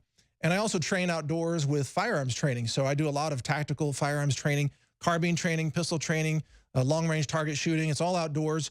You know, there is no 1,000-yard indoor range that I've ever found. You're going to shoot 1,000 yards, you got to go outdoors. So I'm outdoors a lot, doing a lot of training, getting up to speed. I've been doing it for years. Very, very competent in firearms, which I believe all of us need to be. You just never know with the crime going through the roof and the assaults on our liberties. You know, the Second Amendment is not just designed to protect us from tyrants. It's also important to protect us from, you know, a liberal mob of people trying to kill us and trying to take away, you know, our property. Think about communism. Every time it takes over a country, they steal your land. They steal your businesses, right? They arrest those who are resisting communism. And frankly, there are many cases throughout history. If the people had firearms, they'd be able to fight back. I mean, even Nazi Germany and the Jews, if the Jewish people had been fully armed, they could have resisted more effectively. They could have taken out more Nazi soldiers. Even if they didn't 100% win, they would have made it more costly to the Germans. And I believe, isn't there a group today called Jews for the Preservation of Firearms Ownership, JPFO, I think is an actual group out there. And I think their slogan is something like, never forget, firearms are for protecting us from tyranny. And that message has never been more true than it is right now here in the United States today. They're coming for our speech. They're coming for our guns. They're coming for everything, our privacy. They're silencing us. They're committing economic sabotage. They're going after us at every level while they're saying, oh, it's not even happening. Well, this is not happening. Don't watch. Don't look while we're bashing everybody and try to ruin them economically. It's insane. But coming up in the next segment, we're going to talk to Gary Franchi, who has more thoughts on censorship of the media. And we'll take your call-ins, your calls. 877-789-2539 is the number to call in. And I especially would love your questions for me. It's been 4.5, maybe 5 years since I hosted here on Infowars, and I really welcome your questions, and I really appreciate you. I appreciate your support. I appreciate what you do for this liberty stand that we're taking here to try to defend what we have in this country. You are the reason we're able to be here and do this, so I want to hear from you. So definitely call in. And I look forward to taking your calls. Mike Adams here, filling in for Alex Jones. We'll be right back after this break. You know, part of the extreme deception by the left is not only the targeting of conservative and libertarian voices for censorship, but also their absurd claim that there is no targeting going on. I mean, this is just epic. This is a whole new level of deception that they're engaged in. It's like they would go to a community of liberty-minded, like a liberty neighborhood somewhere, at 3 in the morning and just kick down everybody's door and shoot people in the head and then claim, we didn't shoot anybody in the head. No, they ran into door stops. We're not doing that. No, we love all those people. We love the First Amendment. No, you don't. You hate the First Amendment, you leftists, you globalists, you evil operatives. You hate America. You hate liberty. You hate independent thinking. You hate voices of truth and freedom. And that's why you're trying to crush them while claiming you're not crushing anything. You're not fooling anybody. You're just not fooling anybody. And joining us in this segment is someone else who is not fooled, but is being targeted as further evidence that this targeting is systematic. It's happening. The purge is on, and it is specifically singling out voices who are pro-liberty. His name is Gary Franchi. He's from Next News Network. He joins us now by Skype to discuss what's been happening to him. Gary, welcome to the Alex Jones Show. Hey, Mike, it's great to see you.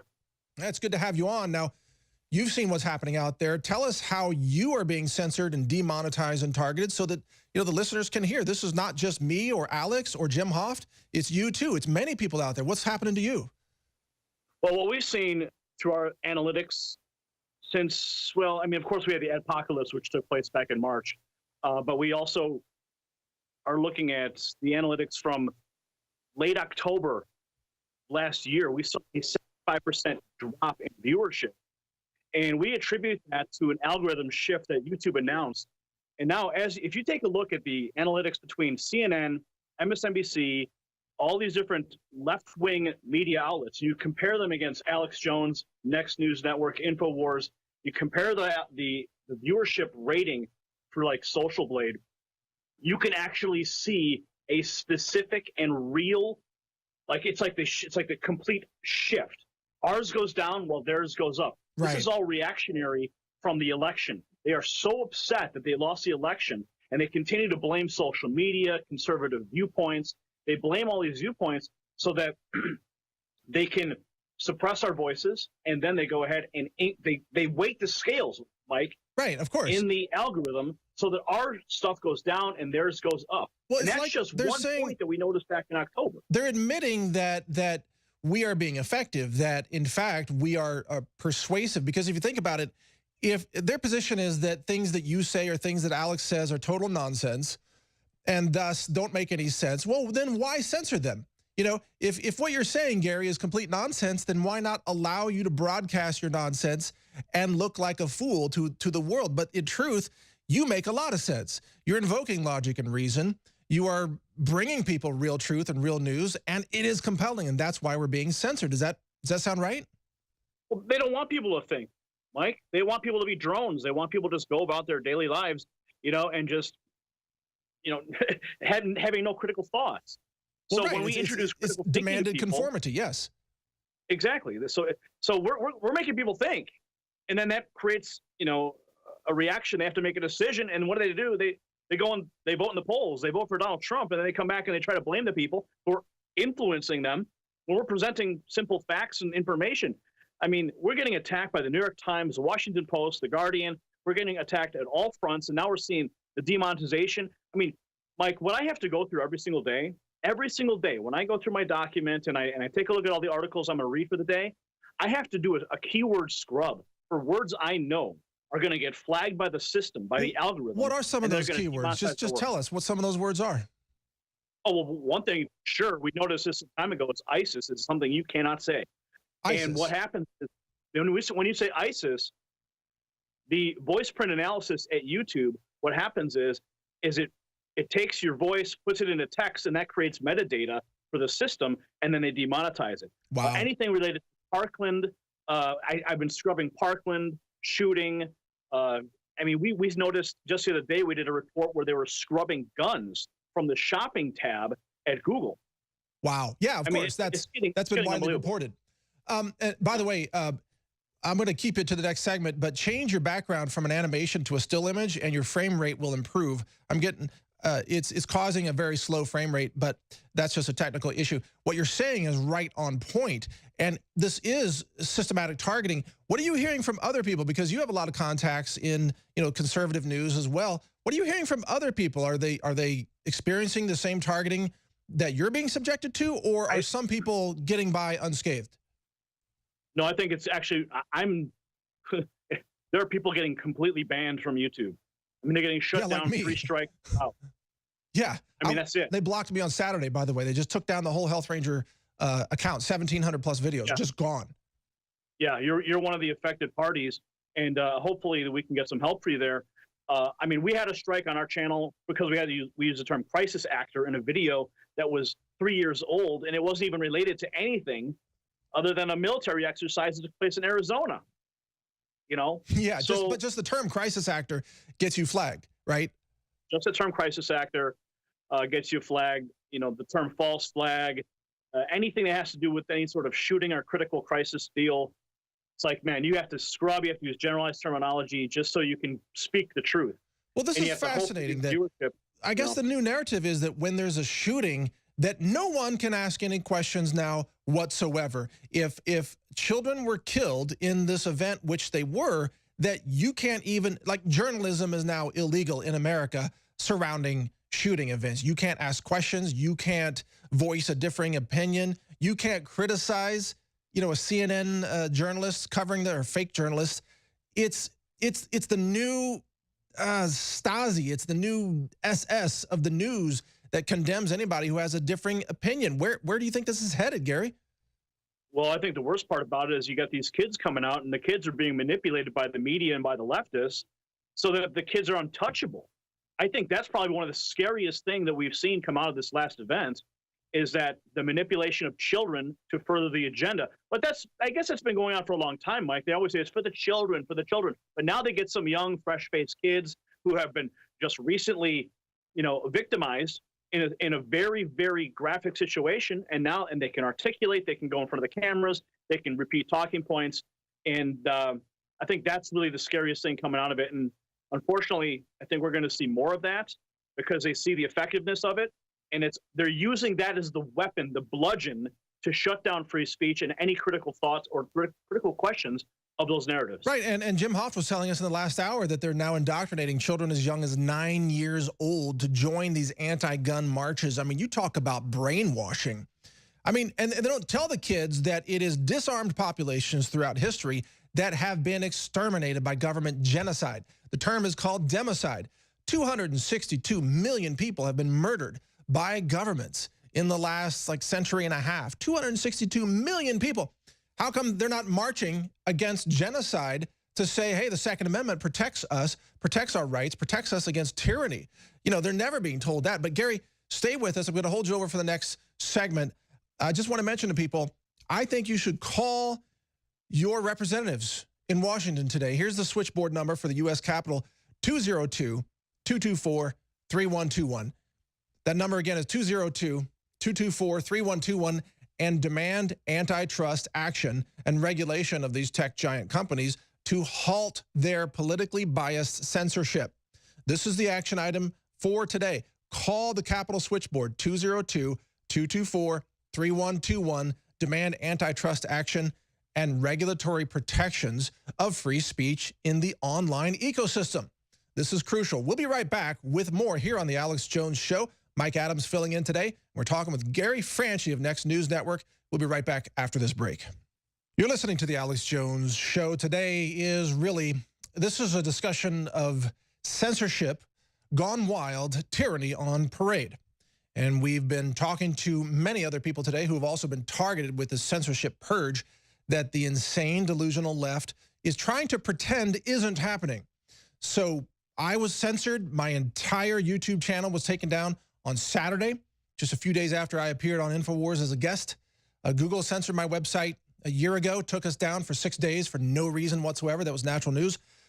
We talked to Jim Hoft from the Gateway Pundit, who has been subjected to this censorship tyranny. Infowars is being attacked by CNN. Paul Joseph Watson is being attacked. CNN is committing economic sabotage now against Infowars, trying to take away the revenue that supports this operation. Go to InfoWarsStore.com, by the way, to defeat CNN's attempt. And now we're joined by Gary Franchi of the Next News Network, who is also targeted. So anybody trying to say that this isn't happening is completely out of it. This is absolutely happening. The purge is on. They're trying to silence our voices. And my main question for you, Gary, is why? What is coming up that is so, dangerous for America that they have to silence all of our voices in advance? What do you think is coming up, Gary? Well, Mike, we got the 2018 midterm elections coming up, and the last thing that YouTube, that Google, that Facebook, they want to deal with again is being blamed for some sort of hacking or election loss. So what they're doing is they're trying to shut down every single voice that they believe was manipulated by the Russians as well. Look, they said that Gary Franchi was promoted by the Russians, okay? So what they're trying to do is they're trying to shut down every single conservative voice. They don't want to be blamed again for some sort of election hacking thing. And because the egg was on their face, everyone was pointing the finger at them. So I think that's one thing that, because of the election, they do not want to have a repeat of that. But because of course, you're talking about the midterm elections coming up, and I get that, and your audio is kind of cutting out there a little bit. Sorry for me interrupting, but it seems like to me though there's got to be something bigger than that. I mean, just the midterm elections. I granted that's crucial, and if they win, the House, then they will impeach Trump. And if they impeach Trump, they think maybe they can win the 2020 presidency, and then they will use that to take away the guns, take away our firearms and install another anti-gun person at the Supreme Court level. I get all that, but do you have any hint that there's something bigger in the works than just the elections? Well, I mean, you look at the long goal of the New World Order. I mean, they want to turn America into a third world despot. They want us all to be subservient to their algorithms, to their to their government handouts. They want us to just fall in line. So that's why they need to take the guns away, and they use every single opportunity to do that. So at the end of the day, government roundups is, that's the ultimate goal. When you have a disarmed population, they can come in and easily round up the dissident voices. Well, that's the thing, yeah. And they can only take our guns if we agree to give them up, because they can't take them by force. There are too many armed Americans. There are too many people who will defend their country. Thank God. And I'm one of them, and you're one of them, I know. But they have to get people to voluntarily surrender their Second Amendment rights. And in order to do that, it seems like they're going to have some bigger false flag than what we've ever seen in history. And that's the only way. How are you going to convince, 100+ million Americans to give up their guns? Well, look, a larger false flag would be an absolutely terrifying thing. We've seen multiple across, the last decade. So we don't want to, I personally would hate to see something like that. Right, me too. What I think is here's the bigger problem, is that we got the suppression of speech. And speech is the only mechanism by which we can communicate and have an effective dialogue, debate, and then have effective change across the country. But they don't want a dialogue. They don't want you to be part of the conversation. Right? They want to bash you on the head, stick duct tape over your mouth, and say, you're a bully, so we're going to bully you into silence. That's what the left does today. Well, unfortunately, what they the consequences of that, when they shut off that release valve of people being able to speak and have dialogue, well, the consequence of that is revolution. It's civil war. So I think that's the unintended consequence of their slow kill of our speech. And if they want to continue to try to take your guns away, that's just stupid. There's so many guns in this country, they can't come and take them all away. But that's a very insightful term that you use, the slow kill of our speech. Actually, it's kind of an accelerated, rapid kill at the moment, but I get what you're saying. I tell you what, let's take a caller, Gary. We've got Hot Shot from California calling in. Thank you for holding. You're on with Mike Adams here and Gary Franchi. You can pose a question to either one of us or both. What's your question? Go ahead. Hello, you guys. Thank you for taking my call. You bet. I'd like to talk about, Gary's talking about the targeted individuals. That's true. That's happening. It's happening down to the simple man level. If you have a voice and you're speaking out and you're being effective, they're going to put a thumb on you and hold you down. It's happening to everybody across the board. I'd like to shine some light on the Florida incident and his remarks saying he was hearing voices, okay? You're talking about Nicholas Cruz. Correct. Yes, I am. Okay, go ahead. I'm trying to get that in under there so we don't get censored. Right. You know how the censorship keywords work. Go ahead, though. Correct. So if you were to dig deeper into that, there's such thing as called offensive information warfare. Offensive information warfare was used in the first Desert Storm. It's said that we got the Iraqis to lay down their guns with the voice of God weapon. Now, you put somebody on psychotropics and you use neuro-linguistic programming and the voice of God weapon, you can pretty much program to do anything, much like a Manchurian candidate. But they're saying that the left is saying that Trump is the Manchurian candidate.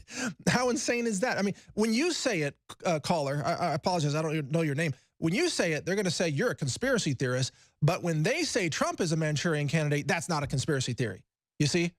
Sure, I understand the double standard. We've just got to stick to our program and work it from within.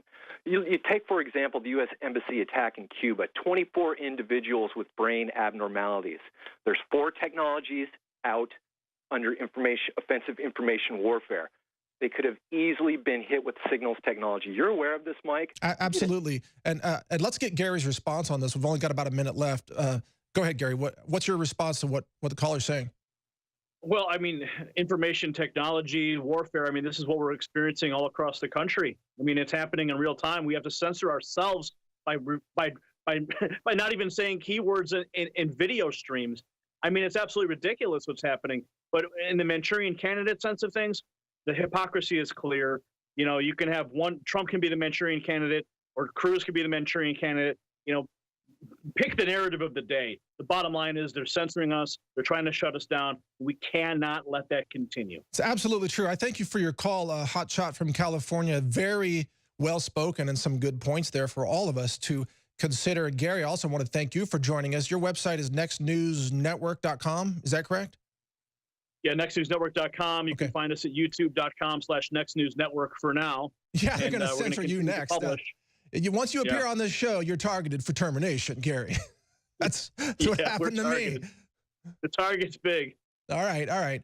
Well, thanks for being on today, Gary, and thank you for joining us. We'll be back after this break with more. You're listening to The Alex Jones Show with Mike Adams filling in today. The assault on free speech is on. They're trying to exterminate independent voices and independent media from the space, the place of public discussion. The internet is being cleansed, you might say, cleansed of the ability to think, the ability to question. I mean, think about it. YouTube took my channel down, but they leave channels up that have violence and, you know, abusing animals and live shootings and murder and everything. That's no problem. But someone like me who asks a few important questions about the left-wing agenda, no, you get censored. So there are powerful actions that you can take right now. I'm going to mention those. Just going to repeat, too, that this is a good time to call your Capitol switchboard today at 202-224-3121 and talk to your lawmakers and demand antitrust action against these tech giants who are unfairly singling people out for politically biased censorship. Another thing you can do is you can tweet out the @YouTube team. It's just @YouTube is the Twitter handle, and demand that they stop censoring Paul Joseph Watson and Infowars and Natural News and everybody else that they're censoring.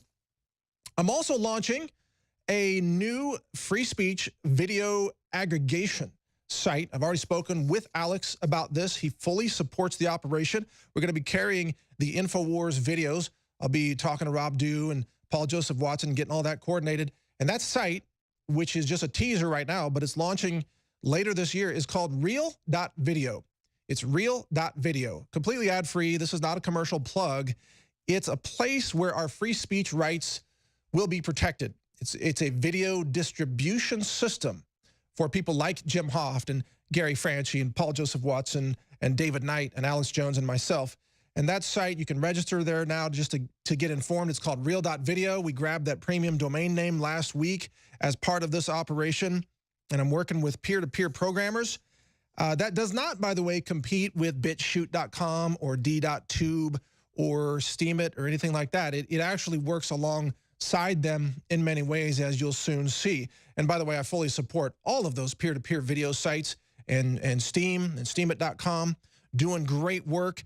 I think Alex has already given everybody permission to upload and share his videos. You can also, I want to encourage you to type your favorite website URLs directly into your browser. Don't depend on Facebook to spoon feed you biased disinformation. Don't even depend on, let's say, Reddit to give you a feed. You should go to the websites that you support, where you know the truth reigns supreme. You know, just type in Infowars.com. Just type in naturalnews.com. Just go directly to the websites. Don't depend on somebody else to curate your content, because then you're not going to get real information if you do that. The other thing is, walk away from Facebook, YouTube, and Google. Walk away from these biased, anti-American services. Stop using Facebook. It wastes your time. It invades your privacy. Stop using Google. Use DuckDuckGo instead, or some other alternative search engine. Stop using YouTube. You know, those I mentioned, BitChute.com and D.Tube, are sort of peer-to-peer. One of them, I think, is blockchain-powered. D.Tube is. These are sort of up-and-coming, the alternative replacements for YouTube. And I encourage you to use those sites. You've got to stop allowing the technocracy to control your attention, to control what information you're getting. And lastly, start publishing your own content. Join the fight. Start a blog, start a podcast, film videos. I mean, the guy we just interviewed, Gary Franchi, you know, a few years ago, he just had like a microphone and a camera and a curtain, you know, and he was doing free speech videos. And look at him now, you know, he's all professional. He's got a huge animated backdrop and everything. And it's the same way here. I mean, Alex Jones started out as like a guy with a desk and a microphone and like a computer monitor behind him. And now it's a full-on world-class operation here. You can start small and you can join these liberty voices, and it is crucial that you do so. This is not about, you know, me or Alex or any one person. This is about the community of people who love freedom, who love liberty, who love just the divine right to think for yourself, the right to express your point of view without being pummeled, and bludgeoned, and censored, and silenced, and insulted, and subjected to endless lawsuits like what's happening to Alex right now. It's insane. So join the fight. Now, I'm going to take some more calls in this segment, and also, I just want to tease this one more time. I am going to talk about, in the last segment here, this recycling of aborted babies into the food supply. That is not a misstatement. This is factual. It is true. I'm going to connect the dots for you here, so you don't want to miss that segment here on the Alex Jones Show. It's the stuff that we have to talk about is so mind-numbing. It's atrocious. It's horrifying. We're going to get to that. You need to know that the food that you're eating and the food being fed to your children in the schools is being grown on, quote, fertilizer that consists of ground up, dead, aborted babies, okay? That is true. We're going to get to that. And I almost couldn't touch the subject, so I've been putting it off. We're going to talk to Lauren in California. Thank you for calling, Lauren. You're live on the air with the Health Ranger. Thank you. What's your question or comment? Go ahead. Hey, Mike, it's great to be on with you. I'm a huge fan. Good to hear you again. Thank you. And yeah, I just wanted to talk about this intensification of this censorship. It's crazy. And it's almost, it's like 1984. And it seems to me like they're at the point they just want to go full force with it and then just act like nothing's happening until enough time passes, and sweep it under the carpet. Right. And so we need to take action right now. We need to do everything we can. And just like you were saying, start small, do whatever you can.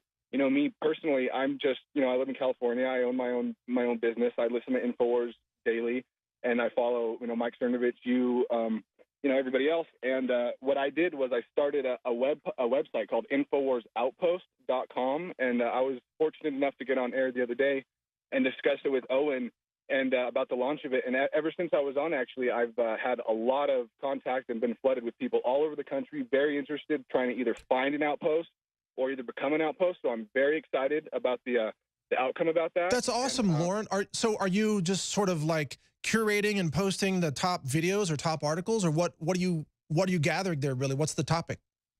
Basically, the outpost is just if you own or manage an establishment or a business, it could be anything, an art shop, a coffee shop, a restaurant, anything that has TV playing or a monitor playing, instead of having CNN playing or, bogus mainstream stuff playing, have Infowars playing, have the broadcast playing. Oh, yeah. And then that's how you are an outpost. And the website is just a hub for everybody who wants to be part of it. Oh, so you're encouraging these retail establishments to syndicate essentially and rebroadcast Infowars content?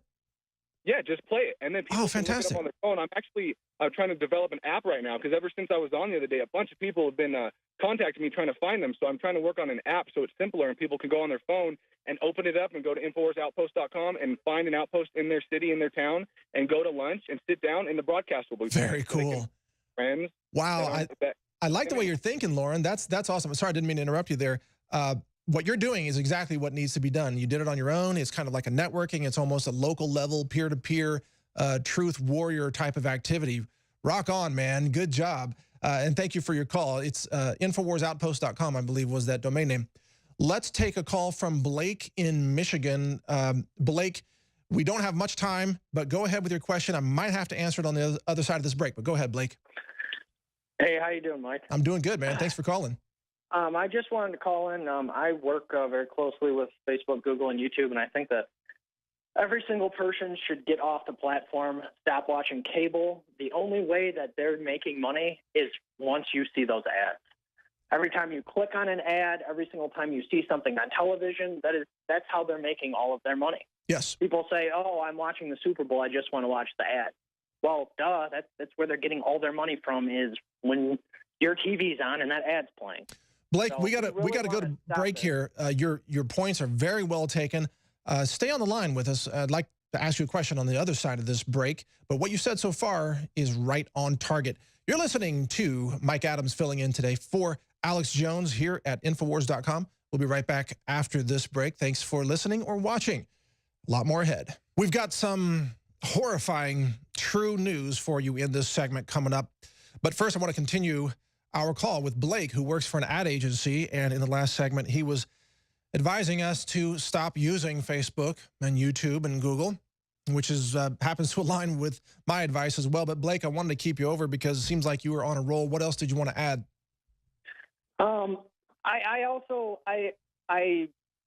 I caution people to look at this on both sides of the coin, because if we fold our hand and everybody pulls out of these big sites, Facebook, YouTube, Twitter, that opens up a void for something else that could be put in place that may not allow us to have the freedoms that we currently have on these networks that we're currently on, which are being very, limited and put a lid on. But I mean, I don't know. I feel like everybody needs to wake up and stop drinking the fluoride, start eating organic, and really need to get together with your local community to set up maybe a time for everybody to get together and actually really reconnect, because we're being viewed as just a number on a computer. We're being viewed as a follower or a click.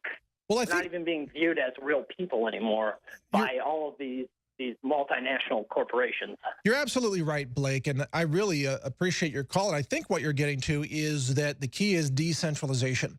When we hand our power over to a central video service, whether it's YouTube or some other video service that's centrally controlled, then we give up our autonomy, we give up our individuality. It's really about decentralization.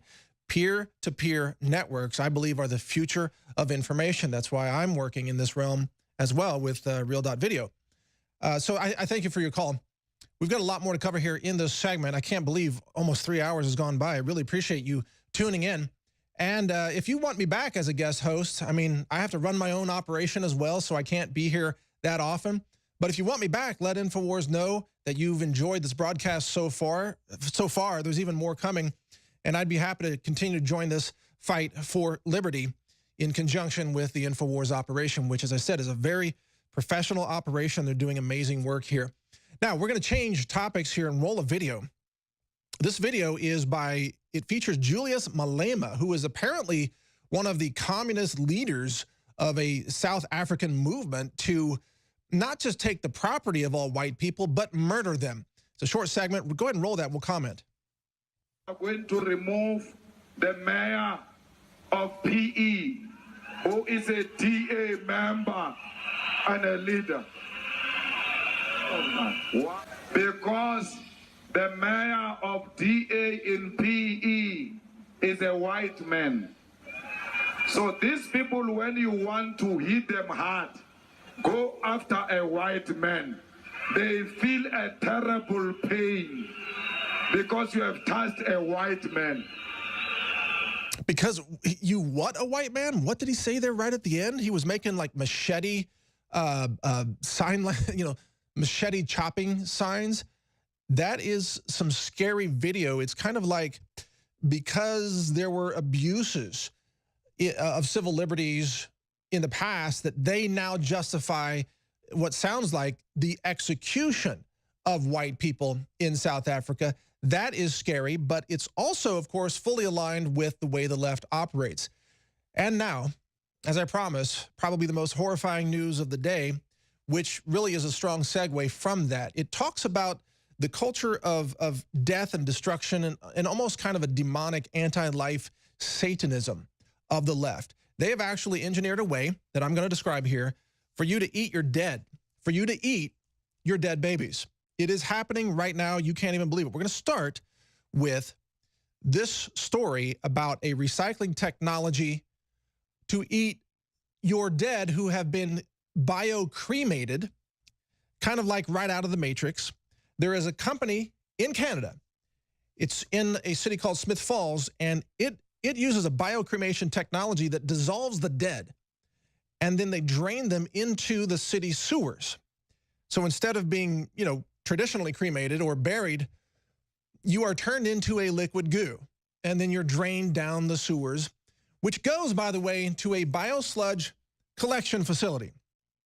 And this biosludge is then, they drain the water off of it, and they distribute it to rural farms, and they spread it on crops. So, hey, your genetically modified corn that you're eating today could be growing in grandma's bio-cremated goo that was spread on the crops. That is happening right now. That technology exists. It's called cremation. Now, that company had its license suspended because of violations by the city, but this technology does exist, and this is being argued for as a, quote, recycling technology. So now you're recycling the dead. But that's not where this story ends. This is also happening from lifenews.com, a story here. Abortion clinics are grinding up remains of aborted babies and flushing them down the sewer. Abortion clinics, I mean, did you ever really wonder where the abortion biomass goes? I mean, what are they doing with all the dead fetal remains that they're, I don't want to get too graphic here, they're extracting this from, of course, women who want to have these abortions. And of course, they target predominantly African-American neighborhoods. It's all about depopulating black communities all across America. This is part of the death cult of the left. And then that gets flushed down the drain, goes into a garbage disposal, just like kind of the one in your kitchen. And then it drains into the city sewer system, where it once again becomes biosludge that is then trucked out of the biosludge facility. This happens in every major city in North America, including Canada and the United States. I've got a film coming up on it. It's called biosludged.com. That's where you can view the trailer. You can watch the film. We're incorporating this story into the film. It's unbelievable. And it's spread on crops like fruit orchards in the Pacific Northwest, like corn crops are grown in this biosludge that is now, we know, made of ground up, disposed remains of aborted babies. Think about the demonic evil of this system that is censoring voices of reason and voices of liberty. They're censoring me. They're censoring Alex Jones, all these other people. They parade these children around after the Parkland shooting, but they don't tell you that they're supporting the abortion, quote, recycling of dead babies into the biosludge, into the food supply, and they're feeding back to you and your children in school lunch programs. They're feeding back to you your own dead baby fertilizer, if you can call it that. The reason I decided to mention this story is because it showcases the sickness, the mental insanity, the deep, dark, just seething evil that infects these people, which is why they have to lie constantly about everybody who's a patriot. They have to attack, they have to smear, they have to claim that they love children. They love the Parkland school children, and the NRA, they say, hates the children. Well, guess what? The NRA isn't grinding up your babies and putting them into the sewer system. The NRA isn't spreading your dead babies on your crops to feed them back to you. Okay? The NRA is just trying to say, they're the oldest civil rights group in America. I'm losing it over here. They're trying to say that we have the right to defend ourselves. To defend ourselves against the deranged, violent, lunatic left that has now decided not only are they going to chew up and grind up your dead babies and feed them back to you through this so-called green recycling, I mean, give me a break, but they're going to silence the people who speak out against this. I'm already being targeted for daring to pre-announce that film, the biosludge film.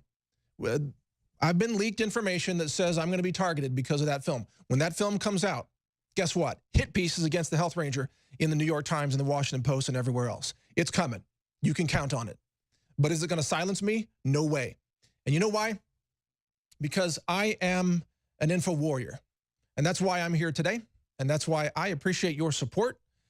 And I ask you to support this organization, Infowars.com, and the Infowars store, which you can find, of course, at InfowarsStore.com.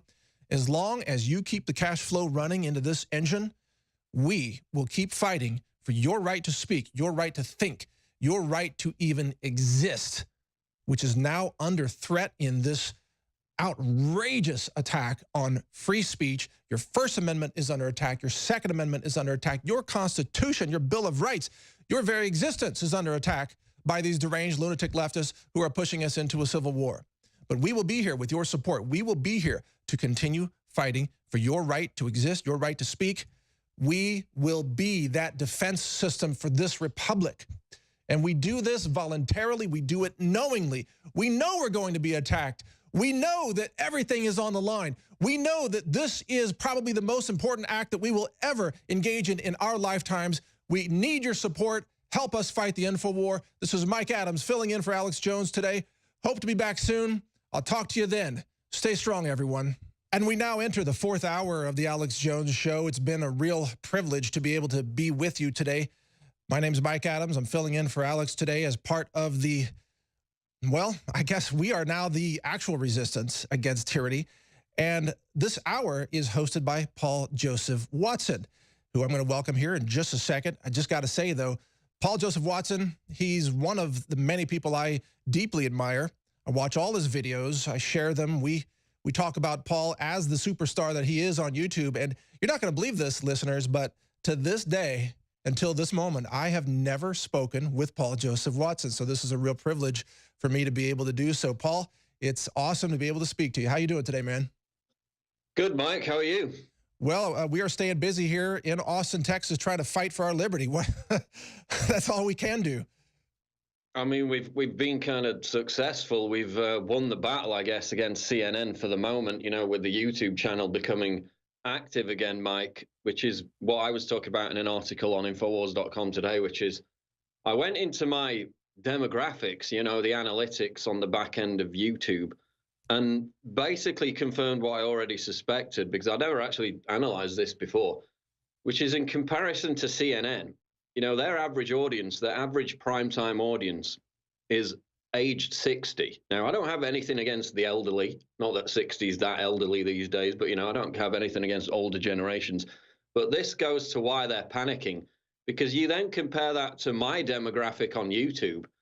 The biggest sections by far are 18 to 24-year-olds and 25 to 34-year-olds. Wow. Now, obviously, that's you know, related to the fact that it is YouTube and young people are on that platform. But that is my primary platform. That is my, you know, cable media. That's the equivalent. So you're dangerous. You're obviously dangerous because you're influencing young minds who represent the future voters. What is it about your style or your message that CNN thinks is so darn dangerous that you have to be destroyed? I think, Mike, it's because I've kind of absorbed tactics and techniques that other YouTubers, successful YouTubers, have used, not even in the political realm. So things just related to do with the editing of the videos, even the sound effects used in the videos, you know, the style of the scripts. I learned everything from successful YouTubers, most of whom weren't even political, applied that politically, and by doing that, got an audience on board that maybe wasn't political before. So it's reaching new people, it's reaching young people.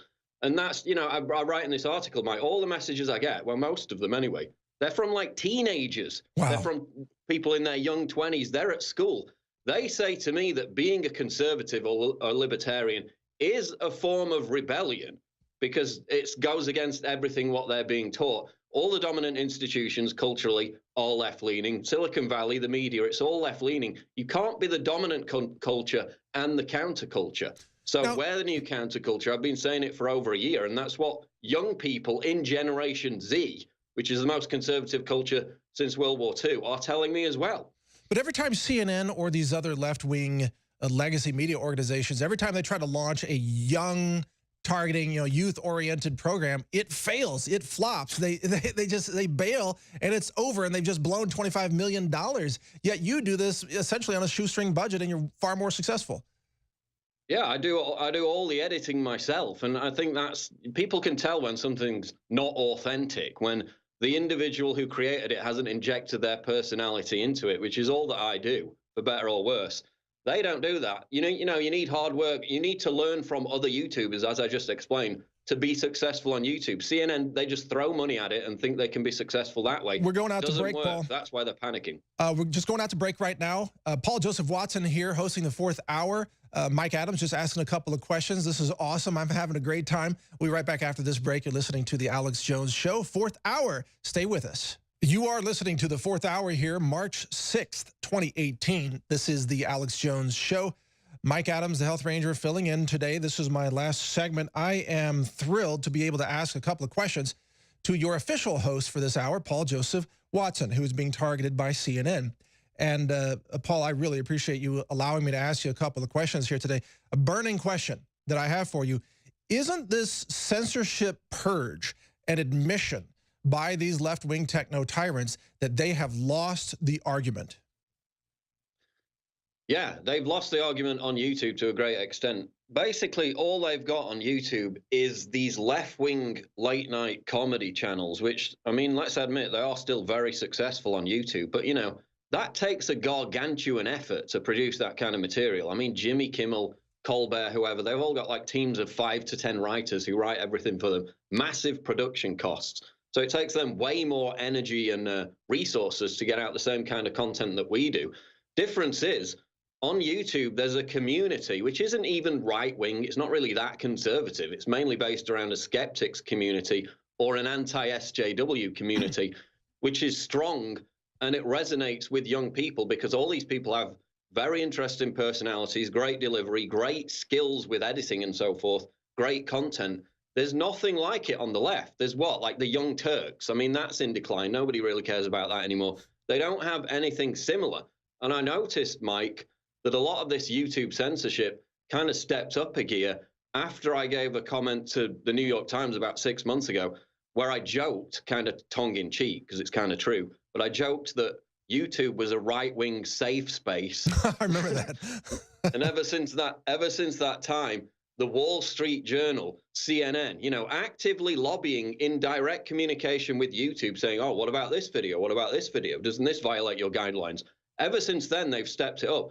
The CEO of the Wall Street Journal a few weeks ago came out and said, this is interrupting our revenue stream, basically to paraphrase him. He said, this is stopping us making money and taking over the narrative.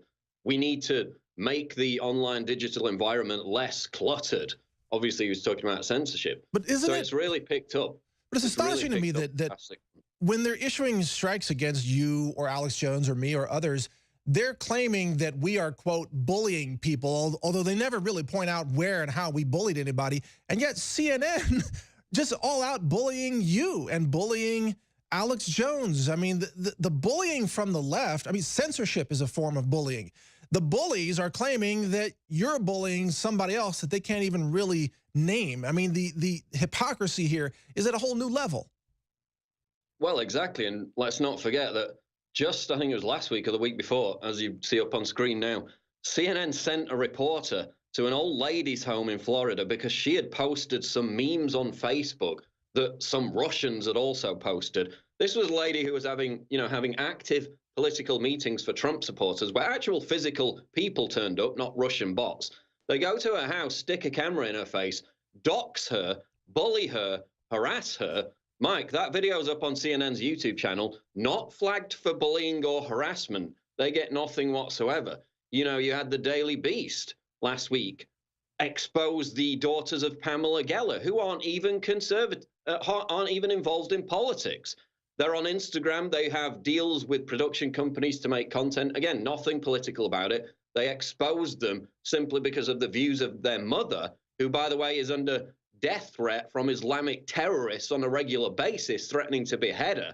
So the mainstream media can expose, dox, bully, harass people all day long. Remember, CNN threatened to reveal the Trump wrestling meme maker unless he expressed proper remorse. Right. So they can do it all day long and then point the finger at us if we talk about political hot button issues. Total hypocrisy. But it seems like, I mean, you're absolutely right with what you just said, but it seems like underneath all of this, there is a desperation of the left-wing media. There's a desperation. They believe, I mean, on the surface, they say that people like you make no sense and that what you're saying isn't true and no one has any reason to listen to you. But underneath, they're panicked. They're saying, oh my God, Paul Joseph Watson, he's attracting people who are young and brilliant and liberty-minded. He's waking people up. He's influential. He's convincing people and we have to silence him. That's the real message from all of this. The fact that they're targeting you is proof of your success. Well, I mean, I often say, I'm just here in a corner of YouTube making content. Why are you so obsessed with me? But I mean, that's why it is, because I'm a threat to their monopoly. They can't compete with us on certain networks. Let's not forget that CNN's a global news organization with staff, you know, what, 100 times that of Infowars, probably more, massive corporate backing. And still, you go on YouTube, Alex Jones' channel, and if it's not deleted, it's still up there at this point. If you take the Alex Jones channel and my channel, just those two together, we have more subscribers than CNN. Right. So they can't, they're competing with us, but for the fact that they're a massive global news network, we threaten them. You know, Mike, we had the stats released from Nielsen a few days ago where CNN's lost 19% of its total day audience, 16% of its primetime audience in the past year. They haven't got one news show in the top 20. I mean, if the stock market plummeted 20% in a year, that would be called almost a crash. I mean, CNN's viewer participation is essentially crashing. It's extraordinary. Yeah, and obviously they got a bit of a bump from the Trump derangement syndrome in 2017, but they're coming back down to earth with a bang. They get 797,000 total viewers average. Now, that's half of what MSNBC gets. And you got to remember, you know, CNN's on in hotel rooms, it's on in airports, it's on in bars all the time. They've got more reach, and yet they still get half the viewers of MSNBC. Fox, you know, they get nearly 3 million viewers, way ahead of them.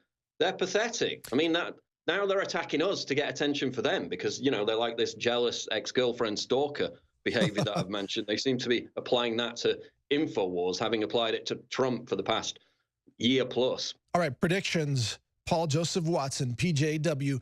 Predictions. Where do you think this is going? Are these totalitarian tech companies going to suffer such a backlash that they back off? Or are they so desperate to cover up whatever may be coming, maybe the midterm elections, that they're going to continue to be aggressive in destroying the free speech rights of individuals, even knowing that they, the tech giants, are discrediting themselves in the process? What's your take? Well, they've got a bunch of lawsuits up against them right now, so it depends how they go, you know, setting the precedent. I think if they were smart about it, not to give them ideas, they would go with the algorithmic censorship route, because that's what Facebook did. I've noticed I'm getting, you know, suspended a lot less on Facebook now than I was a year ago. But as we saw with Trump, you know, he's lost like 50% of his traffic through Facebook because they buried him in the algorithm. So I think that's what we'll see on YouTube. Like 85% of my views on YouTube come from the subscribers and the recommended videos. They don't even come from external traffic sources. So they're going to do that. They're going to bury us in the algorithm. We won't even be able to prove it. And then there won't be any case against them that you can point to and say, this is the fact that you're deliberately doing this. So it's going to be an algorithmic censorship across the board, whether that be YouTube, Google search results, Facebook, or Twitter. Right. They can hide it in the algorithm, which is a black box that, you know, we don't know what's happening. Shadow banning, it maybe is one way to say it, or just delisting you in the search algorithms or display algorithms. Now, of course, if you're a leftist screaming to murder Donald Trump or kill the police, then you're going to be boosted up in the algorithm. You're going to get top billing for all that hatred. But if you stand for liberty and protecting life and all these other things, you're going to be penalized. It's insane that that's their algorithm. Yeah, and the other issue with that is, obviously, we had mass demonetization last year.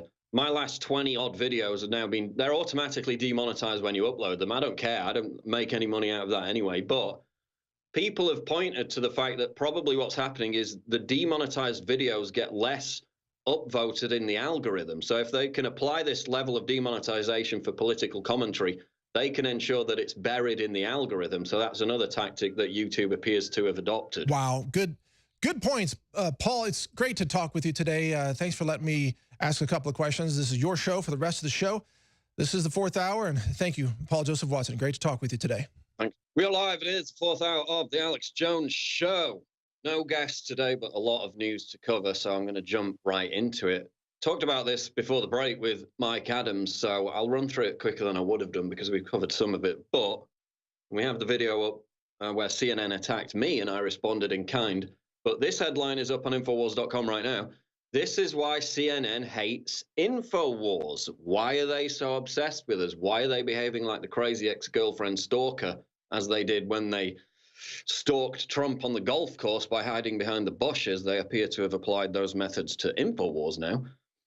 One of the primary reasons why CNN is attempting to sabotage Infowars by having YouTube shut down our channels, by targeting our advertisers, even though we don't make any money off that anyway, they're too stupid to realize that, is because we're attracting an increasingly younger audience, while CNN's audience is literally dying. These stats are from Nielsen Live. This is last year, so their audience has probably gotten even older by now. But the average CNN viewer is 60 years old, 60. Last year, or 2016, it was 59. So it appears to be getting older.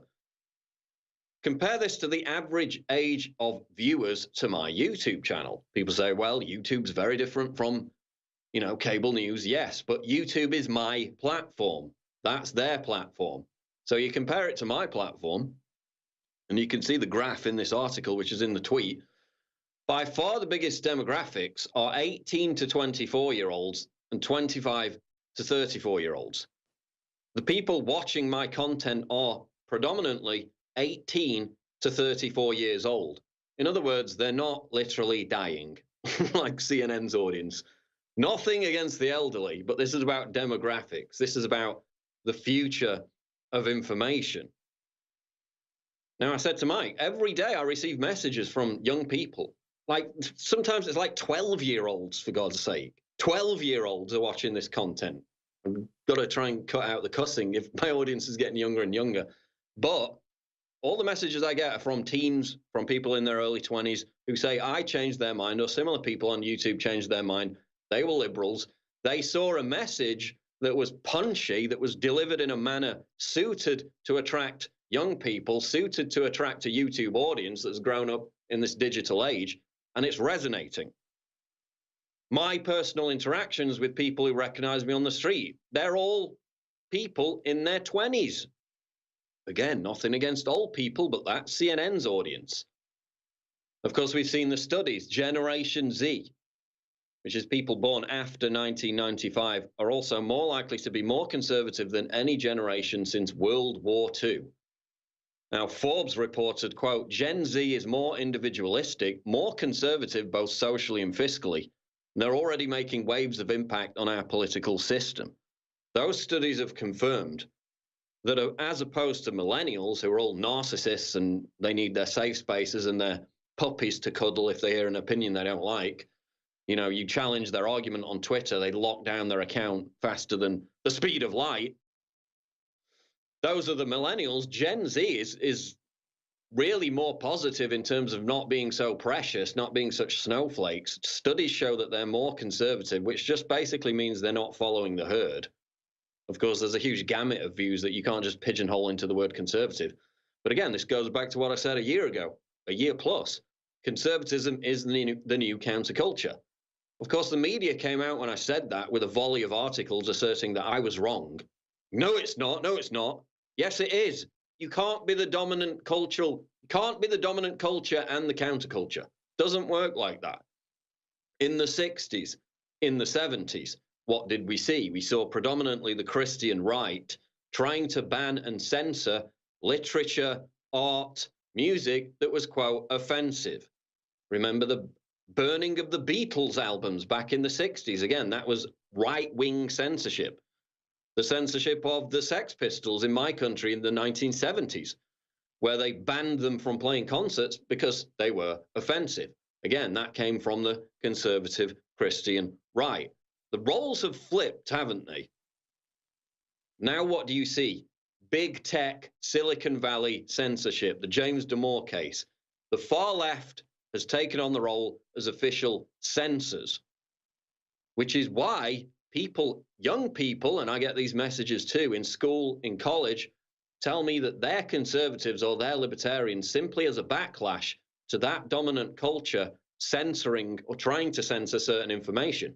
If you try to censor certain information, the Streisand effect happens. It gives that information, whether it's fringe or edgy or what, doesn't matter, or if it's just pretty mainstream conservatism or cultural libertarianism, it gives that information an illicit cachet.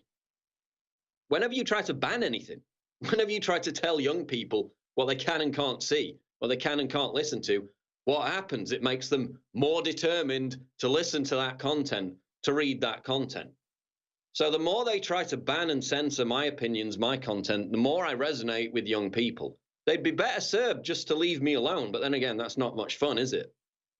I mean, I get a lot of content from them attacking me, so I kind of rely on it too. But again, Gen Z, more individualistic, more conservative. The messages I get, the people I meet on the street, young people, it's a very young audience, way younger than it was even 5 years ago, from my perspective. And again, when dominant cultural institutions claim to be the counterculture or claim that conservatives can't be the counterculture, because we were the dominant culture in the past. It's just not an argument.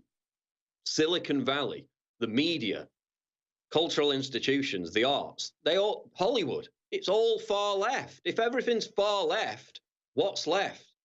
To be the authentic, rebellious counterculture, it could only be not even conservatism or on the right specifically, just like skeptic centrism becomes avant-garde, which it is on YouTube, which is why they're trying to shut it down.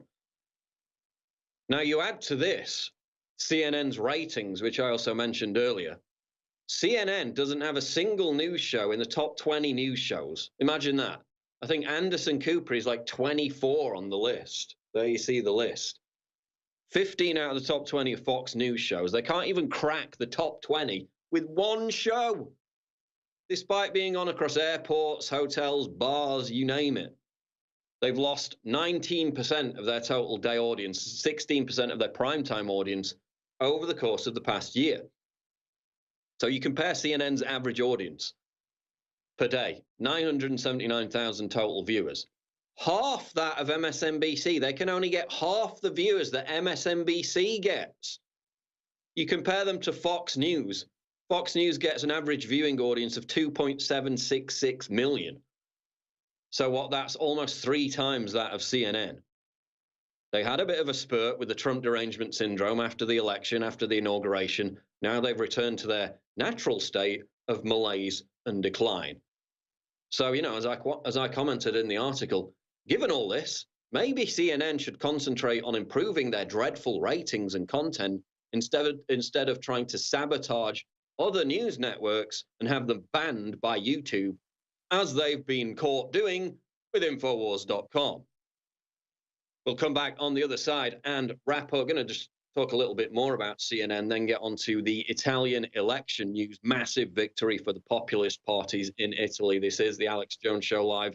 Infowars.com. We'll be back. We're live. It is the 4th hour of the Alex Jones Show. Before I play the CNN video, my response to CNN here in a moment, I want to tell you about the great specials available as part of our crusade to crush CNN's effort to defeat Infowars. It is the Operation Paul Revere Week 2 2018 special. We've extended a lot of these massive discounts. We're talking 30 to 80%, up to 80% off some of these products. That's 80. Huge discounts, plus free shipping on absolutely everything.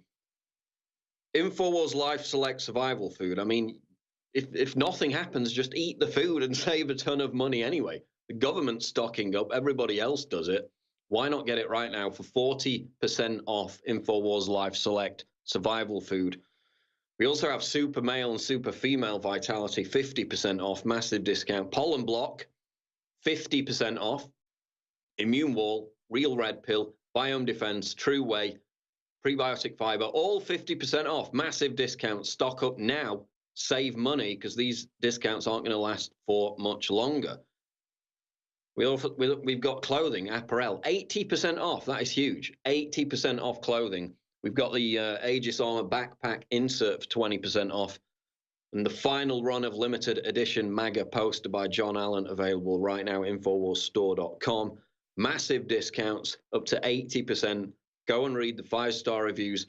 BuzzFeed, CNN, hate it when you get these products. CNN did a big hit piece saying all these advertisers were pulling out of our YouTube channel. Like they thought that would bring it. Like, what? You don't even have any videos monetized at this point. It's like 90% demonetized. I think in one case, they pointed to an example where we'd lost like $168 from an advertiser pulling a video off of YouTube. I mean, total idiocy. We survived by you getting the products. They can't stop that. They can't stop that, which is why they hate it when you buy the products at InfoWarsStore.com. 30 to 80% off. InfoWarsStore.com. Support us today. Let's go to the CNN video. This is my response to CNN. We'll come back after and talk about it. Here is the video.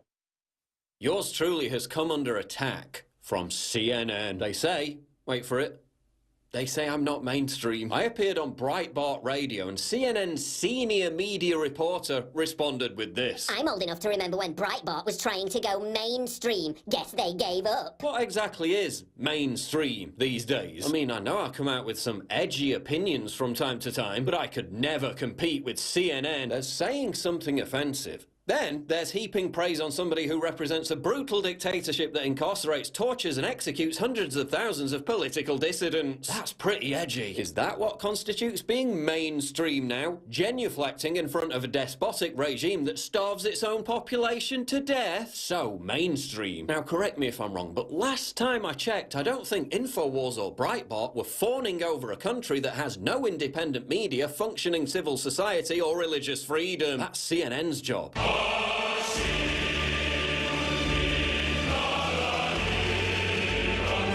So mainstream. Maybe I'd be more mainstream if I encouraged cuckoldry. Apparently that's mainstream now too. But you know, when your primetime shows get less viewers than decades-old reruns of Yogi Bear cartoons, I guess you gotta spice it up a bit. Marlowe went on to heap praise on one of the world's leading conspiracy theorists, describing him as a smart guy and someone who is wildly popular. Second half of that, I'm not gonna argue with, but calling me one of the world's leading conspiracy theorists. Don't know if you've noticed, but in virtually every video I've made about big events for the past 3 years, I've debunked conspiracy theories. Here. Did I believe in some pretty out-there conspiracy theories when I was younger? Yeah, then I grew up. But see, there's quite a big difference between my conspiracy theories and those pushed by CNN. I didn't help promote the conspiracy theory that Saddam Hussein had weapons of mass destruction. A conspiracy theory that led to hundreds of thousands of dead Iraqis, thousands of dead and maimed US troops, a ruined country, and the rise of ISIS. That's CNN that did that. I didn't promote the conspiracy theory that Libyan militias and moderate rebels in Syria were freedom fighters. There is a significant amount of moderate rebels, when in reality they were Islamic jihadists, Al-Qaeda and ISIS fanatics. A conspiracy theory that led to 2 ruined countries, the destabilization of an entire region of the world, and an international migrant crisis. Oh wait, that was CNN, wasn't it? I didn't promote the hands up, don't shoot conspiracy theory. A conspiracy theory that led to riots, shootings, and the worst race relations in 50 years. I'm not promoting the conspiracy theory that Donald Trump colluded with the Russians to steal an election. A conspiracy theory that's put the world at the greatest risk of nuclear war since the height of the Cold War. Now, who was it that did that? Oh yeah, it was CNN. Then why is CNN constantly like, Russia this, Russia that? Because it's ratings. I'm not promoting the conspiracy theory that socialism, which has caused untold misery everywhere in the world where it's being tried, is cool. Yeah, CNN again. I didn't promote the conspiracy theory that Trump was igniting civil war while endorsing Antifa, a violent domestic terrorist group that advocates for civil war. Who was it that did that? Wasn't CNN? Yeah, it was CNN. I didn't promote the conspiracy theory that the president was deranged or physically unfit. Nor did I continue to promote it after it had been completely debunked. Wonder who did that? Surely not. Yeah, CNN. I mean, you guys say that the very existence of the deep state, a manifestly provable entity in American politics since Eisenhower, is a conspiracy theory. You said the DNC in the Hillary campaign funding the P-Gate dossier, a proven fact, was a conspiracy theory. So maybe you're not in the best position to be lecturing others about conspiracy theories. Let me remind you that CNN is actively lobbying for a competing news organization to be shut down. In Russia, the government shuts down dissident media outlets. In the United States, CNN apparently thinks that that's its responsibility. And can anyone tell me why Infowars is on the verge of being deleted for bullying and harassment? But CNN can literally turn up at an old lady's home, dox, bully and harass her for the thought crime of posting memes on Facebook, and then post the video on YouTube with no consequences whatsoever. Strange that, isn't it? It's almost like there's one rule for them and another rule for us. CNN threatened to expose a private citizen for posting the Trump wrestling meme if he failed to display the proper amount of remorse. Sounds like it's perfectly acceptable to engage in bullying and harassment investment, so long as you're called CNN. Not content with campaigning for our entire channel to be terminated because we dared challenge their narrative on... Now CNN is tracking down advertisers on Infowars videos and trying to bully them too. Because we really make so much money off YouTube ads at this point. Not like 90% plus of our content is already demonetized anyway. However are we gonna survive? CNN is like a bitter, jealous ex-girlfriend that just won't leave us alone. Remember when they hid behind bushes to stalk Trump at that golf course? Well, now they're obsessed with Infowars. But to be honest, CNN, you're just not our type. We just don't have much in common with a network that thinks the American people are stupid as But it'd be fair to question the intellect of the American voter. Oh, no, they're stupid. Look, it's not you, it's us. No, wait, it's you. It's definitely you. So take your conspiracy theories. You know the ones that start wars, continent-wide crises, and domestic unrest. Yeah, those. Take your little Infowars obsession, take your crusade against our YouTube channel, and shove it. Maybe then you can concentrate on, oh, I don't know, being an actual news network. Remember those days? No, me neither. That is the video. CNN attacks PJW. It's up on YouTube. You can get it right now. There's also an article on Breitbart, by the way. CNN turns to outright gangsterism to silence Jones, in which the writer makes the point, you know, YouTube's a private company. Google's a private company, even though it's a monopoly.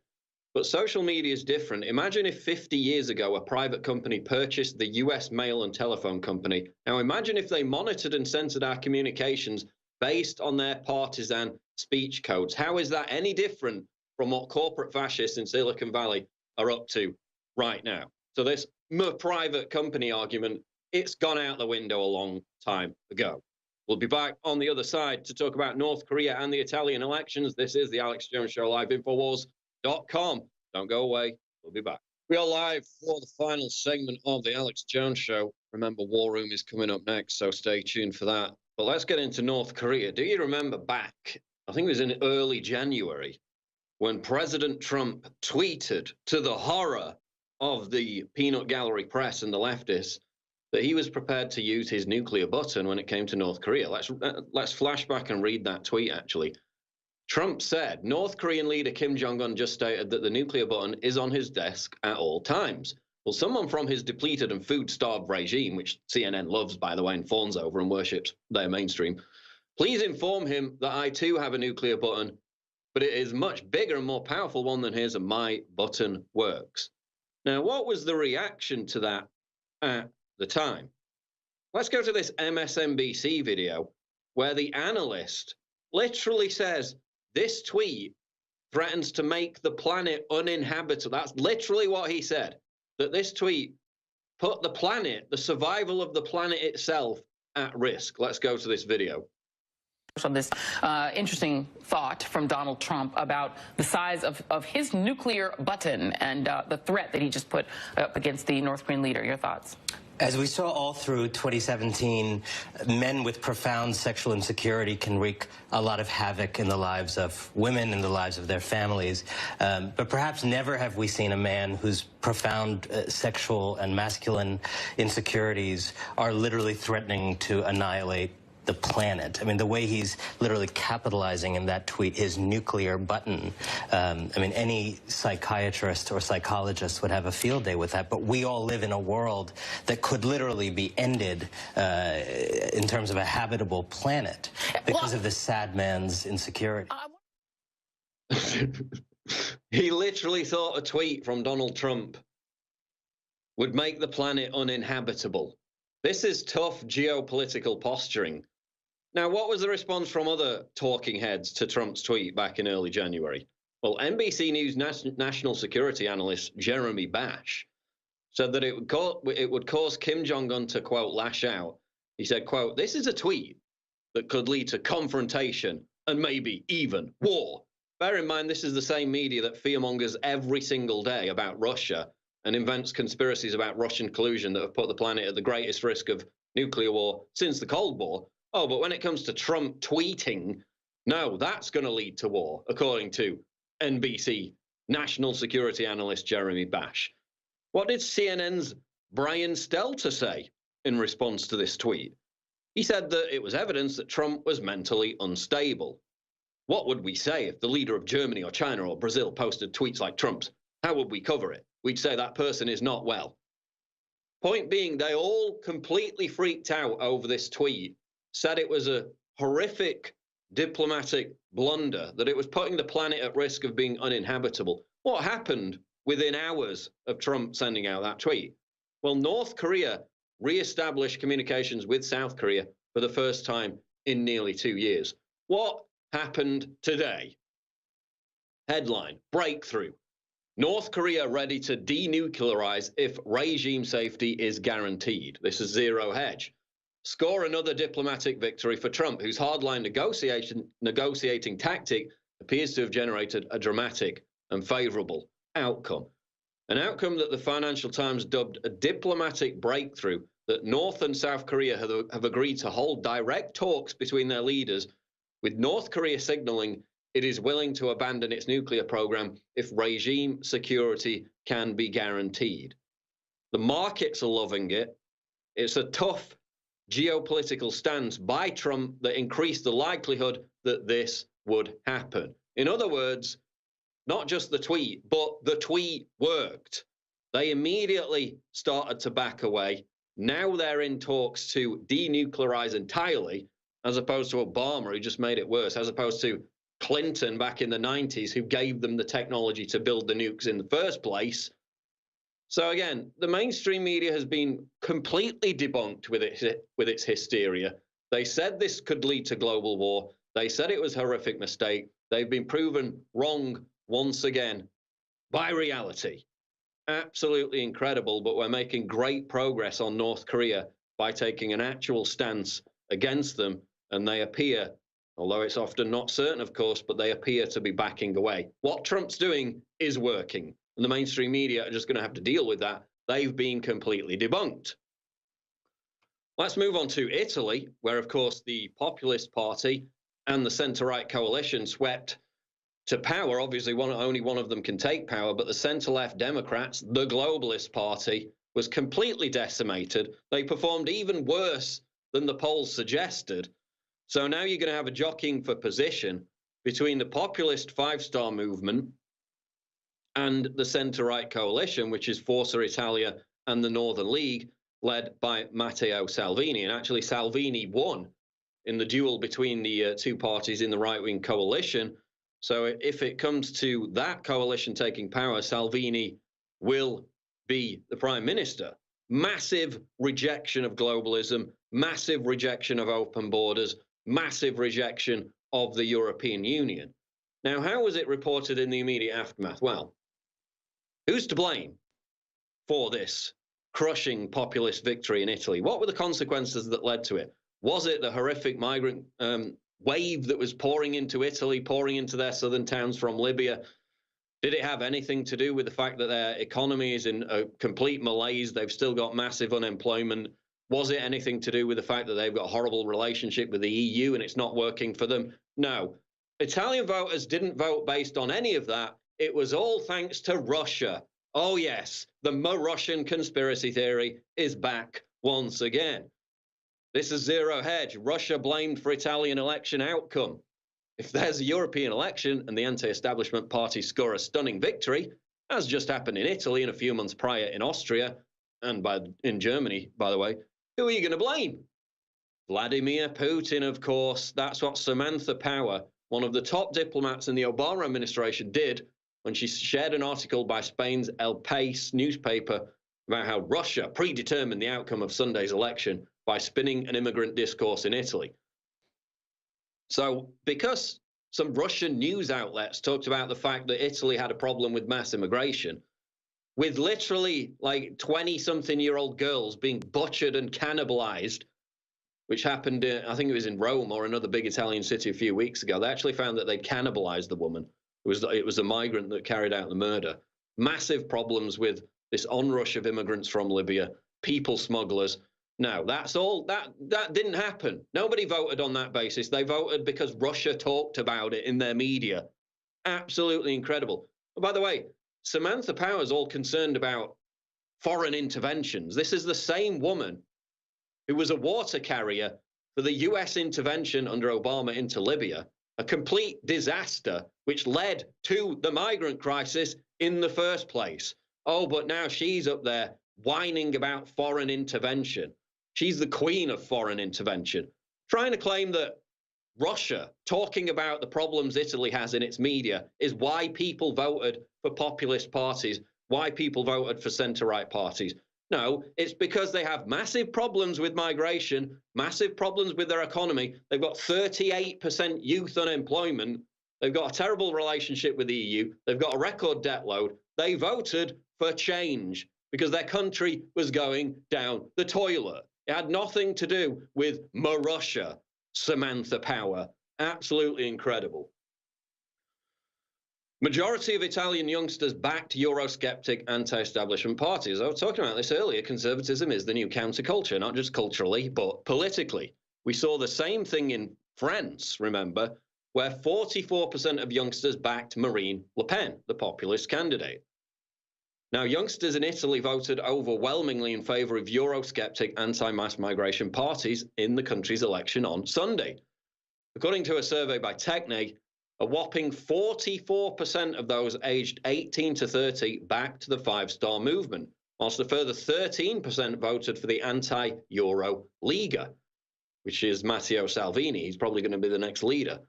Another 3% of youngsters backed Nationalist Brothers of Italy, meaning that in total, 60% of young Italians backed parties critical of the euro, anti-establishment and anti-mass migration. So again, the Eurosceptic rebellion, fueled by young Europeans, continues to surge across the continent. This is fundamentally a youth movement. It's growing, it's becoming more pervasive, it's resonating with young people, just like Infowars, just like my YouTube channel is resonating with young people. And that's why the establishment hate us. They are in a blind panic because their audience is literally dying. Owen Schroyer with War Room is coming up next. Infowars.com for all the breaking news. We'll be back. Don't go away.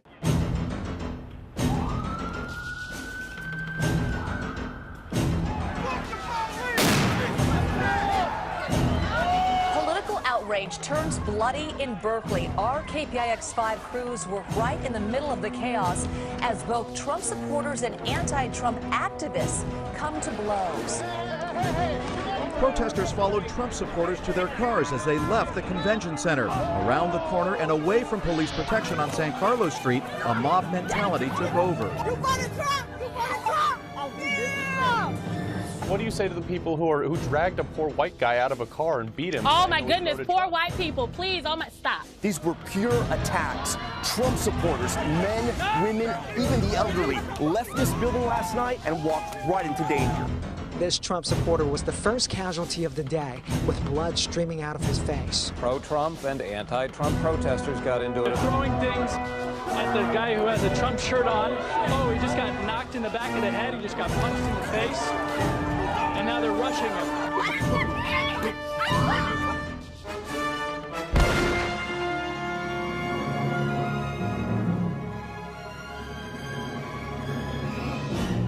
We're saying if you're out there and you're trying to represent your First Amendment right to free speech, if somebody comes and attacks you, it's your right to defend yourself. It got ugly. Violence erupting at the event as fights broke out, fists flying between Trump supporters and anti-Trump supporters.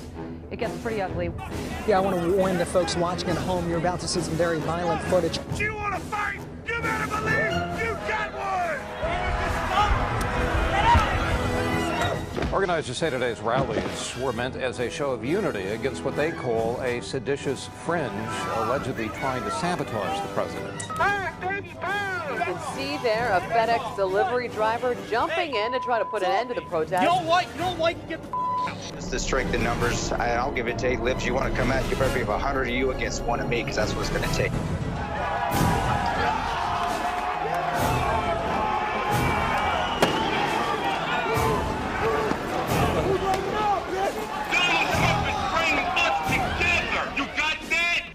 The heart of 1776. You the one backing up. Make no no mistake, we've made some major gains against the globalists, but they're striking back all over the world. Now more than ever is the time to get prepared with the highest quality emergency supplies across the board. Medical supplies, emergency supplies, communications, tactical, it's all there, and we're adding more and more every day of the very best products out there. So go to fortifiedsupply.com today to not just see the great products we offer there, but links to some of the other great sponsors that we have as well. That's fortifiedsupply.com.